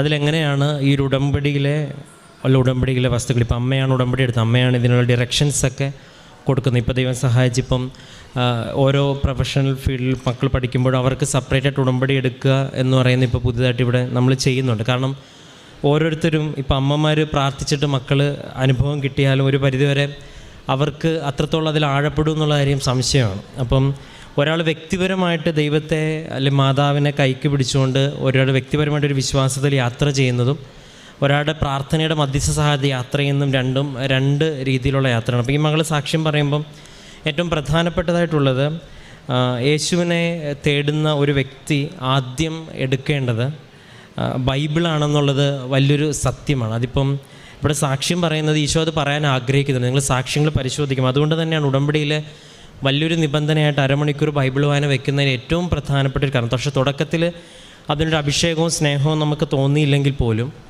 പതുക്കെ ഈശോയെ തേടിയുള്ള അല്ലെങ്കിൽ ഈശോയെ അനുഭവിക്കാനുള്ള ഈ ഉടമ്പടിയുടെ യാത്രയിൽ എവിടെയെങ്കിലും വെച്ച് ദൈവം നമുക്കതിനുള്ളൊരു അഭിഷേകം തരും. അത് ഇപ്പോൾ ഇവിടെ സാക്ഷ്യം പറഞ്ഞിട്ടുള്ള ഏത് മതത്തിൽ നിന്നുള്ളവരാണെങ്കിലും അവരുടെയൊക്കെ വിശ്വാസയാത്രയിൽ ഒരുപക്ഷെ അവർക്ക് അത് എങ്ങനെ ഉപയോഗിക്കണമെന്ന് പോലും അറിയാതിരിക്കുമ്പോൾ പോലും ദൈവം അതിലൂടെ സംസാരിക്കുന്നുണ്ട് എന്നുള്ള കാര്യം. ഇപ്പോൾ കർത്താവ് വീണ്ടും ആവർത്തിച്ച് പറയുന്നത് ഈശോയുടെ ഏറ്റവും പ്രധാനപ്പെട്ട നമ്മളോടുള്ള സംഭാഷണം നടക്കുന്നത് വ്യക്തിപരമായ പ്രാർത്ഥനയോടെ ലഭിക്കുമെങ്കിലും ഈശോയുടെ ഏറ്റവും പ്രധാനപ്പെട്ട സംസാരം വിശുദ്ധ ഗ്രന്ഥത്തിലൂടെ തന്നെയാണ് എന്ന് ഇവിടെ സാക്ഷ്യങ്ങൾ പരിശോധിക്കും. നേരത്തെ പറഞ്ഞ 2 സാക്ഷ്യത്തിലും അവരും പറയുന്ന ഇതാണ്, ഞാൻ വിശ്വാസ പ്രമാണം ചൊല്ലി പ്രാർത്ഥിച്ച് തുറക്കുമ്പോഴൊക്കെ ഈശോനോട് സംസാരിച്ചത് എൻ്റെ ജീവിതമായിട്ട് ബന്ധപ്പെട്ട കാര്യങ്ങളാണെന്നുള്ളതാണ്.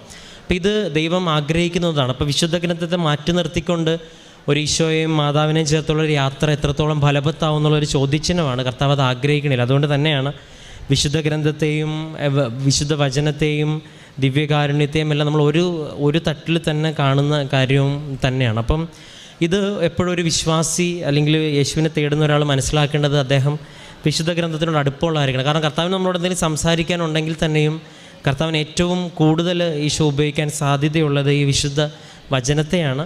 അപ്പം ഇതുമായിട്ടൊരു ബന്ധമാണ്. അതുകൊണ്ടാണ് ബൈബിൾ വായന അരമണിക്കൂറാക്കുമ്പം നമുക്ക് തന്നെ തോന്നും ഓരോ ദിവസം വായിക്കുമ്പോൾ ഇതെൻ്റെ ജീവിതത്തോട്. രണ്ടാമത്തേത് ഇപ്പോൾ ഈ മകളുടെ സാക്ഷ്യത്തിൽ നിന്നാണെങ്കിൽ ഈ ആരാധനകളും സാക്ഷ്യങ്ങളും അപ്പം നമ്മൾ എന്ത് കാണുന്നു എന്ത് ചിന്തിക്കുന്നു അത് നമ്മുടെ ജീവിതത്തിൽ വല്ലാത്തൊരു ഇൻഫ്ലുവൻസ് ചെലുത്തും. അതെന്താണെങ്കിലും ഒന്നെങ്കിലും നമ്മൾ നന്മയോ അല്ലെങ്കിൽ നന്മയല്ലാത്തതോ അല്ലെങ്കിൽ തിന്മയോ കാര്യത്തിൽ എപ്പോഴും മനസ്സ് വ്യാപൃതമാണ്. അപ്പം ഈ ഓൺലൈനിലുള്ള സാക്ഷ്യങ്ങൾ കേൾക്കണമെന്നും ആരാധന കൂടണമെന്നൊക്കെ ആവർത്തിച്ച് പറയുന്നു. ഇവിടെ ഒരു സാക്ഷ്യം കേൾക്കുന്നുണ്ട്, ഇവിടെ സാമ്പത്തികമായിട്ടൊരു ലാഭവും ലഭിക്കുന്നില്ല. പക്ഷേ നമ്മൾ ഇപ്പോൾ ഓരോ അനുഭവം നിങ്ങൾ സാക്ഷ്യം പരിശോധിച്ചത് ഓരോരുത്തരും ഹൃദയം കൊണ്ടാണ് സംസാരിക്കുന്നത്. ഏത് മതത്തിലുള്ള ഏത് സാക്ഷ്യങ്ങളാണെങ്കിലും അവരുടെ ജീവിതത്തിൽ അവർ കണ്ട ക്രിസ്തുവിനെ നമുക്ക് പറഞ്ഞു തരാനായിട്ടുള്ള ശ്രമമാണ് അവർ നടത്തിയ യാത്രയിൽ. അപ്പോൾ അത് പ്രാർത്ഥനയോടെ കേൾക്കുന്ന വ്യക്തിക്ക് എത്ര പേരാണ് വന്ന് പറയുന്നത്, ആ സാക്ഷ്യം കേട്ടിട്ട് ഞാൻ ഞെട്ടിപ്പോയി. അപ്പം ഇതിനൊരു അഭിഷേകത്തിൻ്റെ ഒരു തലമുണ്ട്. അപ്പോൾ ഈ പ്രാർത്ഥിച്ച് കേൾക്കുക എന്ന് പറയുന്നത് അവിടെയാണ് ഈ കുമ്പസാരം. അപ്പോൾ ഈ ഉടമ്പടിയിൽ ലഭിക്കുന്ന അത്ഭുതം എന്ന് പറയുന്നത് ഈ എല്ലാ കാര്യങ്ങളും ഒറ്റൊരു നിബന്ധനയായിട്ട് ദൈവം നമുക്ക് നൽകിയിരിക്കും. അതിൽ കുടുംബ പ്രാർത്ഥനയുണ്ട്, കുമ്പസാരമുണ്ട്, വ്യക്തിപരമായ പ്രാർത്ഥനയുണ്ട്. ഇതെല്ലാം ചെയ്തിട്ട് ഒരാൾ സാക്ഷ്യം കേൾക്കുന്നതും അല്ലാതെ എപ്പോഴെങ്കിലും ഒന്ന് വെറുതെ കേൾക്കണം തമ്മിൽ ഭയങ്കര വ്യത്യാസമുണ്ട്. അതുകൊണ്ടാണ് ഒരുങ്ങി നമ്മളൊരു കാര്യത്തിന് ഇറങ്ങിത്തിരിക്കുന്നതും വെറുതെ കേൾക്കണതും തമ്മിൽ ഭയങ്കര വ്യത്യാസമുണ്ടെന്ന് പറയുന്നത് വളരെ എളുപ്പം. അപ്പം ഒരു പരീക്ഷ പോലെ നമ്മൾ ഒരുങ്ങി പരീക്ഷ എഴുതുമ്പോൾ അതിൻ്റെ വ്യത്യാസം ഉണ്ടാകുന്ന പോലെ ആത്മാവിൻ്റെ കാര്യത്തിൽ ഒരുക്കമുള്ളവരാകുമ്പോൾ ദൈവം സംസാരിക്കും. അത് വ്യക്തി അനുഭവമാണ്. അത് ഇപ്പോൾ ഒരുപാട് പേര് സാക്ഷ്യം പറയുന്ന കാര്യങ്ങൾ. അതുകൊണ്ടാണ് ഉടമ്പടി എടുക്കുന്നവർക്ക് എന്താണ് ഇതിനു വേണ്ടി ദൈവാനുഭവം ഉണ്ടാകുന്നുള്ള കാര്യം ചോദിച്ചു കഴിഞ്ഞാൽ ഇത് തന്നെയാണ് കാര്യം. അവരതിനുവേണ്ടി സമയം കണ്ടെത്തുന്നുണ്ട്. ഇപ്പോൾ ഈ ഒരു സാക്ഷ്യത്തിൽ ഈ മകളും എവിടെയോ പോയി അമ്മയോടൊപ്പം ഉടമ്പടി ജീവിതത്തിലെ കാര്യങ്ങൾ ചെയ്യാനായിട്ട് ശ്രമം നടത്തുന്നുണ്ട്. പിന്നെ ഈ പത്രം എല്ലാവർക്കും തുടക്കത്തിലൊരു വിഷയമാണ്. അപ്പോൾ എന്തിനാണിത് നൽകുന്നതെന്നുള്ളതുള്ള കാര്യം ഒരുപാട് സാക്ഷ്യത്തിൽ ആവർത്തിച്ച് സാക്ഷ്യങ്ങളിലൂടെ ഒരുപാട് പേര് പറയാനുണ്ട്. അച്ഛനുണ്ട്. അപ്പം നമ്മളെ സംബന്ധിച്ചിടത്തോളം ഈ ക്രിസ്തുവിനെ കൈമാറുക എന്നുള്ളതാണ് ഏറ്റവും പ്രധാനപ്പെട്ട കാര്യം. നമ്മൾ ഇന്നിവിടെ ഒരു ദേവാലയത്തിൽ ഇരിക്കുന്നതും ഇവിടെ ഒരു ഈശോയും മാതാവിനെയൊക്കെ നമ്മൾ പരിചയപ്പെടാൻ ഇടവന്നത് ഇതുപോലെ ആരോ അപ്പോസ്തലന്മാരും അല്ലെങ്കിൽ യേശുവിൻ്റെ മിഷണറിമാർ നാടും ഊരും വിട്ട് ഇവിടെ വന്ന് കർത്താവിനെ മാതാവിനെ കുറിച്ച് പറഞ്ഞു തന്നതുകൊണ്ടാണ് ഇന്ന് നമുക്ക് ഇന്നൊരു ക്രിസ്തുവും മാതാവിനെ നമുക്ക് പരിചയപ്പെടാം. അല്ലാതെ നമ്മൾ പരിചയപ്പെടാനുള്ള ഒരു സാധ്യത നമുക്കില്ല. അപ്പോൾ കർത്താവ് ഇങ്ങനെ നടത്തുന്ന യാത്രകൾ ആശീർവദിക്കുന്നു എന്നുള്ളത് വളരെ സത്യമായ കാര്യമാണ്. കർത്താവാണ് നീ അറിഞ്ഞ കർത്താവിനെ ഈ ലോകമെമ്പാടും നടന്ന് പ്രഘോഷിക്കണം എന്നുള്ളത് കൽപ്പനയാണ്. അത് കർത്താവിന് വേണമെങ്കിൽ ചെയ്യുന്നുള്ളതാണ്. അത് ക്രിസ്തുവിനെ അറിഞ്ഞവർ, അത് ആരാണെങ്കിലും. പക്ഷേ ഇത് ക്രിസ്തുവിനെ യഥാർത്ഥ അനുഭവം കിട്ടിയവരൊക്കെയും ഹൃദയത്തിൻ്റെ നിറവിൽ അതിനെ നമ്മൾ കർത്താവിനെയും മാതാവിനെയും കുറിച്ച് പറയുവാനായിട്ട് നമുക്ക് ഈ ഒരു കാലഘട്ടത്തിൽ നമുക്ക് ആരെയും പിടിച്ചു നിർത്തി പറയാനായിട്ട് ഒരു കൺവെൻഷൻ വെച്ചാൽ പോലും ആളൊന്നും വരുന്നൊരു സമയമല്ല ഇത്. അല്ലെങ്കിൽ പിന്നെ അത്രയും പ്രശസ്തരായവരുടെ കൺവെൻഷനുകളായിരിക്കണം. പക്ഷേ ഈ ഒരു സമയത്ത് ഏറ്റവും എളുപ്പത്തിൽ ഒരാൾ ദൈവത്തിലേക്ക് കടന്നു വരാനുള്ള ഇൻവിറ്റേഷൻ എന്ന് പറയുന്നത് ഈ പത്രമാണ്. അവൻ എപ്പോഴെങ്കിലും പ്രാർത്ഥനയോടത് വായിക്കുമെങ്കിൽ ഒരു ആത്മാവിൻ്റെ സാന്നിധ്യം കടന്നു വരാനായിട്ട് ഇടവരും. ഇവിടെ ഈ അൾത്താരെ പറഞ്ഞിട്ടുള്ള ഏറ്റവും വലിയ സാക്ഷ്യങ്ങളൊക്കെ ആരംഭിച്ചത് ആരെങ്കിലുമൊക്കെ ഉപേക്ഷിച്ച് വെച്ചിട്ടുള്ള കൊടുത്ത പത്രം വായിച്ചെന്ന് പറയുമ്പോഴാണ്. അത് ദൈവാനുഭവം ആയതുകൊണ്ട് എത്രയോ പേരാണ് ജീവിതത്തിലേക്ക് അത് കരപിടിച്ചുയർത്തുന്നത്. ഒരു പക്ഷേ അത് ഹൃദയത്തോടെ സ്വീകരിക്കുന്നവർക്കാണ്. പക്ഷേ അത് വലിയൊരു പ്രേക്ഷിത പ്രവർത്തനത്തിൻ്റെ സാധ്യതയാണെന്നുള്ളതാണ്. നിങ്ങളും ഈ കേരളത്തിൽ അച്ചടി വന്നതിൻ്റെ ചരിത്രം പരിശോധിക്കുമ്പോഴും ഇവിടെ അച്ചടി വന്നത് വിദ്യാഭ്യാസം നടത്താനായിട്ടൊന്നുമല്ല. ഏറ്റവും വലിയ അച്ചടിയുടെ ലക്ഷ്യമായിട്ട് കേരള ചരിത്രത്തിൽ വായിക്കുന്നത് ബൈബിൾ കൂടുതൽ അച്ചടിച്ച് ആൾക്കാർക്ക് കൊടുക്കുക എന്നുള്ളതാണ് ഏറ്റവും പ്രധാനപ്പെട്ട ലക്ഷ്യം. പിന്നീടാണ് ബാക്കിയുള്ള പ്രസ്ഥാനങ്ങളിലേക്കും അപ്പം ഏറ്റവും വലിയ ലക്ഷ്യമെന്ന് പറയുന്നത് ജീവിതത്തിൽ കർത്താവ് ആഗ്രഹിക്കുന്നത് ദൈവത്തെ സ്നേഹിക്കുക, ദൈവത്തിൻ്റെ നാമത്തിന് വേണ്ടി ഇറങ്ങിത്തിരിക്കുക എന്നുള്ളതാണ്. ഒരു പക്ഷേ ഉടമ്പടിയിൽ സംഭവിക്കുന്നത് ഒരു വ്യക്തി ഇത് ഇപ്പോൾ ഈ മകൾ പറയുന്നുണ്ട് ഏതോ ഒരു സ്വപ്നം കണ്ടതായിട്ട്. അപ്പോൾ നമുക്ക് ഡൗട്ട് ഇല്ലാതെ നമുക്ക് സാക്ഷ്യം പറയാനായിട്ട് സാധിക്കും. നമുക്ക് കിട്ടി അല്ലെങ്കിൽ കിട്ടി ഇവിടുന്ന് ആവാം. അതിനേക്കാൾ അപ്പുറം ദൈവം അല്ലെങ്കിൽ അമ്മ വഴി ഉടമ്പടി വഴിയാണ് ഇതെനിക്ക് ലഭിച്ചതെന്നുള്ള ബോധ്യം ഇവിടെ ചെറുപ്പക്കാർ പറയുന്നത് ആര് സാക്ഷ്യം പറയുമ്പോഴും ഉണ്ട്. അല്ല ആർക്കെങ്കിലും ഡൗട്ട് ഉണ്ടെങ്കിൽ നമ്മളത് പറയിപ്പിക്കത്തില്ല. നമ്മളവരോട് പറയും കുറച്ചും കൂടെ ബോധ്യപ്പെട്ടിട്ട് പിന്നീട് എപ്പോഴെങ്കിലും വരണമെങ്കിൽ വരാൻ പറയും. കാരണം ബോധ്യമുള്ളവർ മാത്രമാണ് നമ്മളിവിടെ സാക്ഷ്യം പറയിപ്പിക്കുന്നത്. അപ്പം ഈ ഒരു വിശ്വാസത്തിൻ്റെ യാത്രയിൽ ദൈവം നമുക്ക് ബോധ്യപ്പെടുത്തി തരും. നമ്മൾ ചെയ്യുന്നത് നന്മയാണെങ്കിൽ ദൈവത്തിൻ്റെ ഉത്തരവാദിത്വമാണല്ലോ, അത് ദൈവം ബോധ്യപ്പെടും. അപ്പം അങ്ങനെ ഒരു അനുഭവം ലഭിച്ചു എന്ന് ഈ മകൾ സാക്ഷ്യത്തിൽ പറയുന്നുണ്ട്. അപ്പം ഈ ഒരു ഉടമ്പടി ജീവിതത്തിൽ നമ്മൾ ഇറങ്ങിത്തിരിക്കുമ്പോൾ ദൈവമാണ് നമുക്കെതിരെ നിൽക്കുന്നത്, നമ്മുടെ കൂടെ നിൽക്കുന്നത്. നമ്മൾ ആത്മാർത്ഥതയോടെയാണ് ഇത് ചെയ്യുന്നതെങ്കിൽ ഈശോ അത് വെളിപ്പെടുത്തി തരും. നിങ്ങൾ മുന്നോട്ട് പോകാനുള്ള പ്രോത്സാഹനവും പ്രചോദനവും ഒരുപക്ഷെ നിയോഗങ്ങളിലൂടെയോ ഉടമ്പടിയിലെ മറ്റ് നിയോഗങ്ങളിലൂടെയോ നമുക്ക് നടത്തി തരാറ്. പ്രത്യേകിച്ച് ഇനിയും മുൻപോട്ടുള്ള യാത്രയിൽ ഒരുപാട് ദൈവാനുഭവങ്ങൾ ലഭിക്കുവാനായിട്ട് പരിശുദ്ധ അമ്മയുടെ സാന്നിധ്യം ഇടവരട്ടെ എന്ന് പ്രാർത്ഥിക്കുന്നു. നമുക്ക് കരങ്ങളടിച്ച് ദൈവത്തിൻ്റെ നാമം മഹത്വപ്പെടുത്തും. എൻ്റെ പേര് ലിജോ ജോയി. ഞാൻ മുനൂന്തു നിന്നാണ് വരുന്നത്.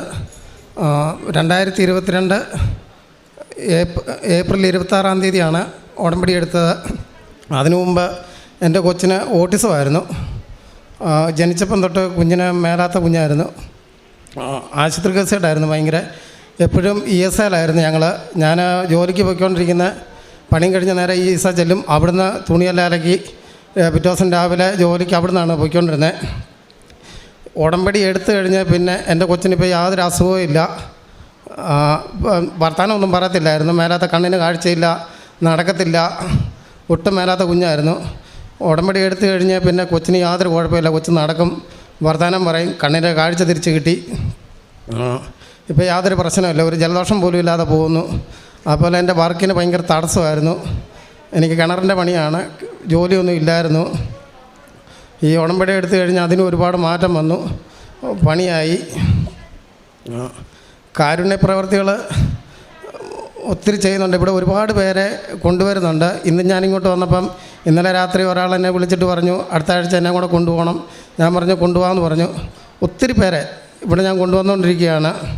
അപ്പോൾ അനാഥാലയത്തിൽ പോകുന്നുണ്ട്. ഒരുപാട് രോഗികളെ ശുശ്രൂഷിക്കുന്നുണ്ട്. മേലാത്തവർ ഒരുപാട് പേരുണ്ട്. മദ്യപാനം ഉണ്ടായിരുന്നു, മദ്യപാനം എല്ലാം പൂർണ്ണമായിട്ട് നിർത്തി. ഇപ്പോൾ യാതൊരു കുഴപ്പമില്ല. അതുപോലെ എന്നും രാവിലെ എൻ്റെ ഇടവപ്പള്ളിയിൽ 6 മണിയാകുമ്പോഴത്തേനെ കുർബാനയ്ക്ക് പോവും. അതുപോലെ എല്ലാ ഞായറാഴ്ചയും ഇവിടെ വന്ന് ആരാധനയും കൂടി കുർബാനയും കൂടി 2:30-3 മണിയാകുമ്പോഴത്തേനെ ഇവിടുന്ന് തിരിച്ചു പോവും. അങ്ങനെ ഒരു കൃപ ലഭിച്ചു. ഒരുപാട് അനുഗ്രഹങ്ങൾ എൻ്റെ ജീവിതത്തിൽ നടന്നു. അതുപോലെ തന്നെ 2020 ഒക്ടോബർ 26-ാം തീയതി എന്നെ ഒരാൾ ചതിച്ചു. 2 വ്യക്തികൾ എന്നെ ചതിച്ചു. 8 മാസമായിട്ട് ഞാൻ ഉറങ്ങാതിരുന്നതാണ് അവരെ കൊല്ലാൻ വേണ്ടി. 2 പേരുടെ ഫാമിലി എന്ന് പറഞ്ഞാൽ 2 പേരുടെ ഫാമിലി 8 പേരുണ്ട്. ആ 8 പേരെ കൊല്ലണമെന്ന് ഓർത്ത് ഞാൻ ഇരുന്നതാണ്. ഇവിടെ വന്ന് പ്രാർത്ഥിച്ച് ഇവിടെ ഉടമ്പടി എടുത്ത് പിന്നെ എനിക്ക് അങ്ങനെ ഒരു കൃപ ലഭിച്ചു അവരോട് ക്ഷമിക്കാൻ. അല്ലെങ്കിൽ ഞാൻ കൊന്നേനെ അവരെ. അതുപോലെ എന്നെ ചതിച്ചതാണ്. അങ്ങനെ ഒരു കരുണ എനിക്ക് ലഭിച്ചു ഇവിടുന്ന്. ദൈവം ക്ഷമിക്കാനുള്ള ഒരു കൃപ തന്നതുകൊണ്ട് അങ്ങനെ എൻ്റെ ജീവിതത്തിൽ ഒരുപാട് മാറ്റം വന്നു. അതുപോലെ ബഹുമാനപ്പെട്ട ജോസഫ് അച്ഛൻ്റെ ആരാധനയിൽ പറയുന്ന ടോക്കുകൾ അതെല്ലാം കേട്ട് കഴിഞ്ഞപ്പോഴത്തേന് ഒരുപാട് മാറ്റങ്ങൾ വന്നു എൻ്റെ ജീവിതത്തിൽ. അതുപോലെ എനിക്ക് മനസ്സിനൊരു ബുദ്ധിമുട്ടുണ്ടാക്കിയ ഒരു കാര്യമാണ് ഒരുപാട് അനുഗ്രഹങ്ങൾ എൻ്റെ ജീവിതത്തിൽ അതുപോലെ ഞാനിവിടെ വന്ന് പ്രാർത്ഥിച്ചതിൻ്റെ ഫലമായിട്ട് ഒരുപാട് അനുഗ്രഹങ്ങൾ എനിക്ക് കിട്ടിയിട്ടുണ്ട്. ഇത്രയും തന്ന എൻ്റെ അമ്മ മാതാവിനും എൻ്റെ ഈശോയ്ക്കും ഞാൻ നന്ദി പറയുന്നു. വ്യക്തിപരമായ ജീവിതത്തിൽ വരുന്ന ഒരു മാറ്റം അതെങ്ങനെയാണ് ദൈവത്തിലേക്ക് നമ്മെ എടുത്തുയർത്തുന്നത്? നമുക്ക് ആ ബോധ്യങ്ങളൊക്കെ ഇതിനു മുൻപും നമ്മൾ പള്ളിയും ധ്യാനവും അങ്ങനെയൊക്കെ പല രീതിയിലുള്ള പ്രാർത്ഥനകളുമൊക്കെ ആയിട്ട് നാം മുമ്പോട്ട് പോയിട്ടുള്ളവരാണ്. ഉടമ്പടി എന്ന് പറയുന്നത് നമ്മെ ഒരു ജീവിതത്തിൻ്റെ മറ്റൊരു ദിശയിലേക്കാണ് നമ്മെ കൊണ്ടുപോവുക. അതായത് അത് പ്രാർത്ഥന മാത്രമല്ല, പ്രവർത്തനവും കൂടിയാണ്. അതുകൊണ്ടാണ് ഉടമ്പടി ചൊല്ലുന്ന പ്രാർത്ഥനയല്ല, ചെയ്യുന്ന പദ്ധതിയാണ് എന്ന് പറയുന്നത്. സമൂലമായ ഒരു മാറ്റത്തിന് നമ്മെ ഉടമ്പടി യോഗ്യരാക്കുകയാണ്. ഒരിക്കലും ജീവിതത്തിൽ തനിക്ക് ക്ഷമിക്കാൻ സാധിക്കില്ല എന്നുണ്ടായിരുന്ന ഒരവസ്ഥയിൽ നിന്ന് അത് ഏത് രീതിയിൽ ഈ മകനെ ആക്കി തീർത്തു എന്നുള്ളത് നാം കേട്ടു. ആ ഒരു അവസ്ഥയിൽ നിന്നൊക്കെ ഇവിടെ വന്ന് ഉടമ്പടി എടുത്തതിന് ശേഷം തനിക്ക് മറ്റുള്ളവരോടും തന്നെ ഒത്തിരിയേറെ വേദനിപ്പിച്ചവരോടൊക്കെ ക്ഷമിക്കുവാൻ ഈ ഒരു സാക്ഷ്യം മാത്രമല്ല, ഓരോ സാക്ഷ്യങ്ങളിലൂടെയുമൊക്കെ നമുക്ക് കേൾക്കുവാൻ കഴിയുക വ്യക്തികൾ എങ്ങനെ രൂപാന്തരപ്പെടുന്നു എന്നുള്ളതാണ്. അങ്ങനെ തൻ്റെ ജീവിതത്തിന് ആകെ ഒരു മാറ്റമാണ് വന്നത്. അതുമൂലം തനിക്ക് പിന്നീട് താൻ മറ്റൊരു വ്യക്തിയായി മാറുകയും മദ്യപാനമൊക്കെ ഉപേക്ഷിച്ചു. കുടുംബത്തിലെ സമാധാനം, സന്തോഷം, അങ്ങനെ കാരുണ്യ പ്രവൃത്തികളൊക്കെ ഒത്തിരിയേറെ ചെയ്യുന്നു. ബഹുമാനപ്പെട്ട VP ജോസഫ് അച്ഛൻ്റെ ഉടമ്പടി ധ്യാനങ്ങളൊക്കെ സ്ഥിരമായിട്ട് നാം അതിലൊക്കെ പങ്ക് എടുക്കുമ്പോൾ നമുക്ക് തീർച്ചയായും ഓരോ പ്രാവശ്യത്തെയും ഉടമ്പടി ധ്യാനം അതെല്ലാം നമ്മുടെ ആത്മാവിനെ കുറച്ചുകൂടി ഉജ്ജ്വലിപ്പിക്കുന്ന രീതിയിൽ, ദൈവസ്നേഹത്താൽ നിറയ്ക്കുന്ന രീതിയിലുള്ള തിരുവചനങ്ങളാണ് നമുക്ക് കേൾക്കുവാൻ കഴിയുക. അങ്ങനെ വ്യക്തികൾക്ക് വരുന്ന മാറ്റത്തിലൂടെ കുടുംബവും സമൂഹവും ഒക്കെ നവീകരിക്കപ്പെടുകയാണ്. നമുക്ക് ഈ കുടുംബത്തെ ദൈവസന്നിധിയിൽ സമർപ്പിച്ച് നന്ദി പറയാം. അതുപോലെ ഓട്ടിസം ബാധിച്ച മകളുടെ കാര്യം നാം കേട്ടു. ആ മകള് കൂടെ ഹോസ്പിറ്റലിൽ അഡ്മിറ്റ് ആയിരുന്നെങ്കിൽ ഇപ്പോൾ അതെല്ലാം മാറി ഉടമ്പടി നേർച്ച വസ്തുക്കളൊക്കെ തങ്ങളെ എങ്ങനെയാണ് തങ്ങളുടെ മകൾക്ക് വേണ്ടിയിട്ട് ഉപയോഗിക്കുന്നതെന്നും എങ്ങനെ ആ മകൾക്ക് ഇപ്പോൾ കൂടുതൽ മെച്ചമായ രീതിയിൽ പല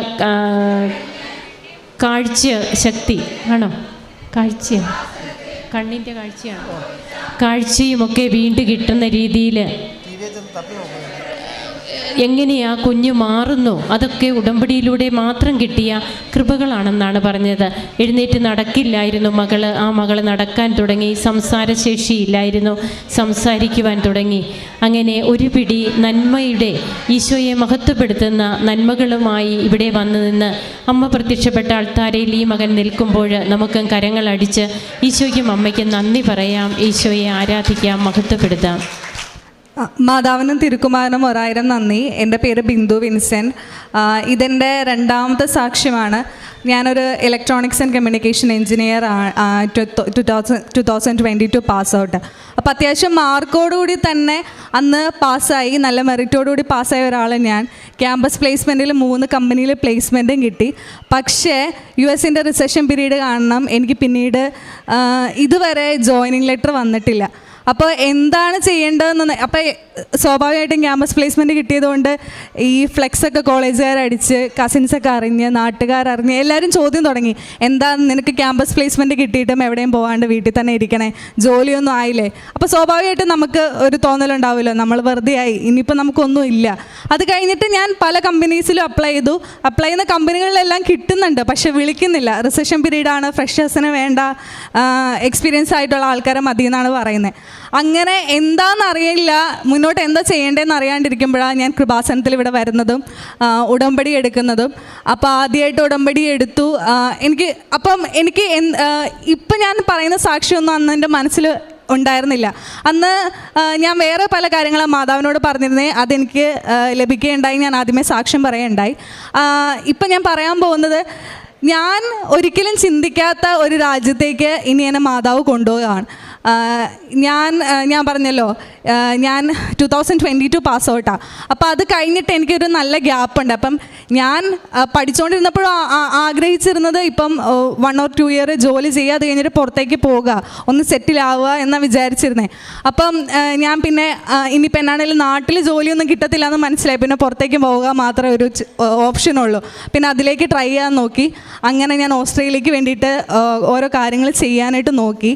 അത് കഴിഞ്ഞിട്ട് ഞാനൊരു യൂണിവേഴ്സിറ്റി അപ്ലൈ ചെയ്തു. ഞാൻ ഇലക്ട്രോണിക്സ് ആൻഡ് കമ്മ്യൂണിക്കേഷൻ തന്നെ മാസ്റ്റേഴ്സിന് വേണ്ടിയിട്ട് ഒരു യൂണിവേഴ്സിറ്റിയിൽ അപ്ലൈ ചെയ്തു. ഞാൻ വിചാരിക്കുന്നത് ഞാൻ എന്താണോ പഠിച്ചത് അത് തന്നെ എനിക്ക് അച്ചീവ് ചെയ്യാൻ പറ്റും. അപ്പം അതിൽ തന്നെ മാസ്റ്റേഴ്സ് എടുക്കണം എന്നായിരുന്നു എൻ്റെ ആഗ്രഹം.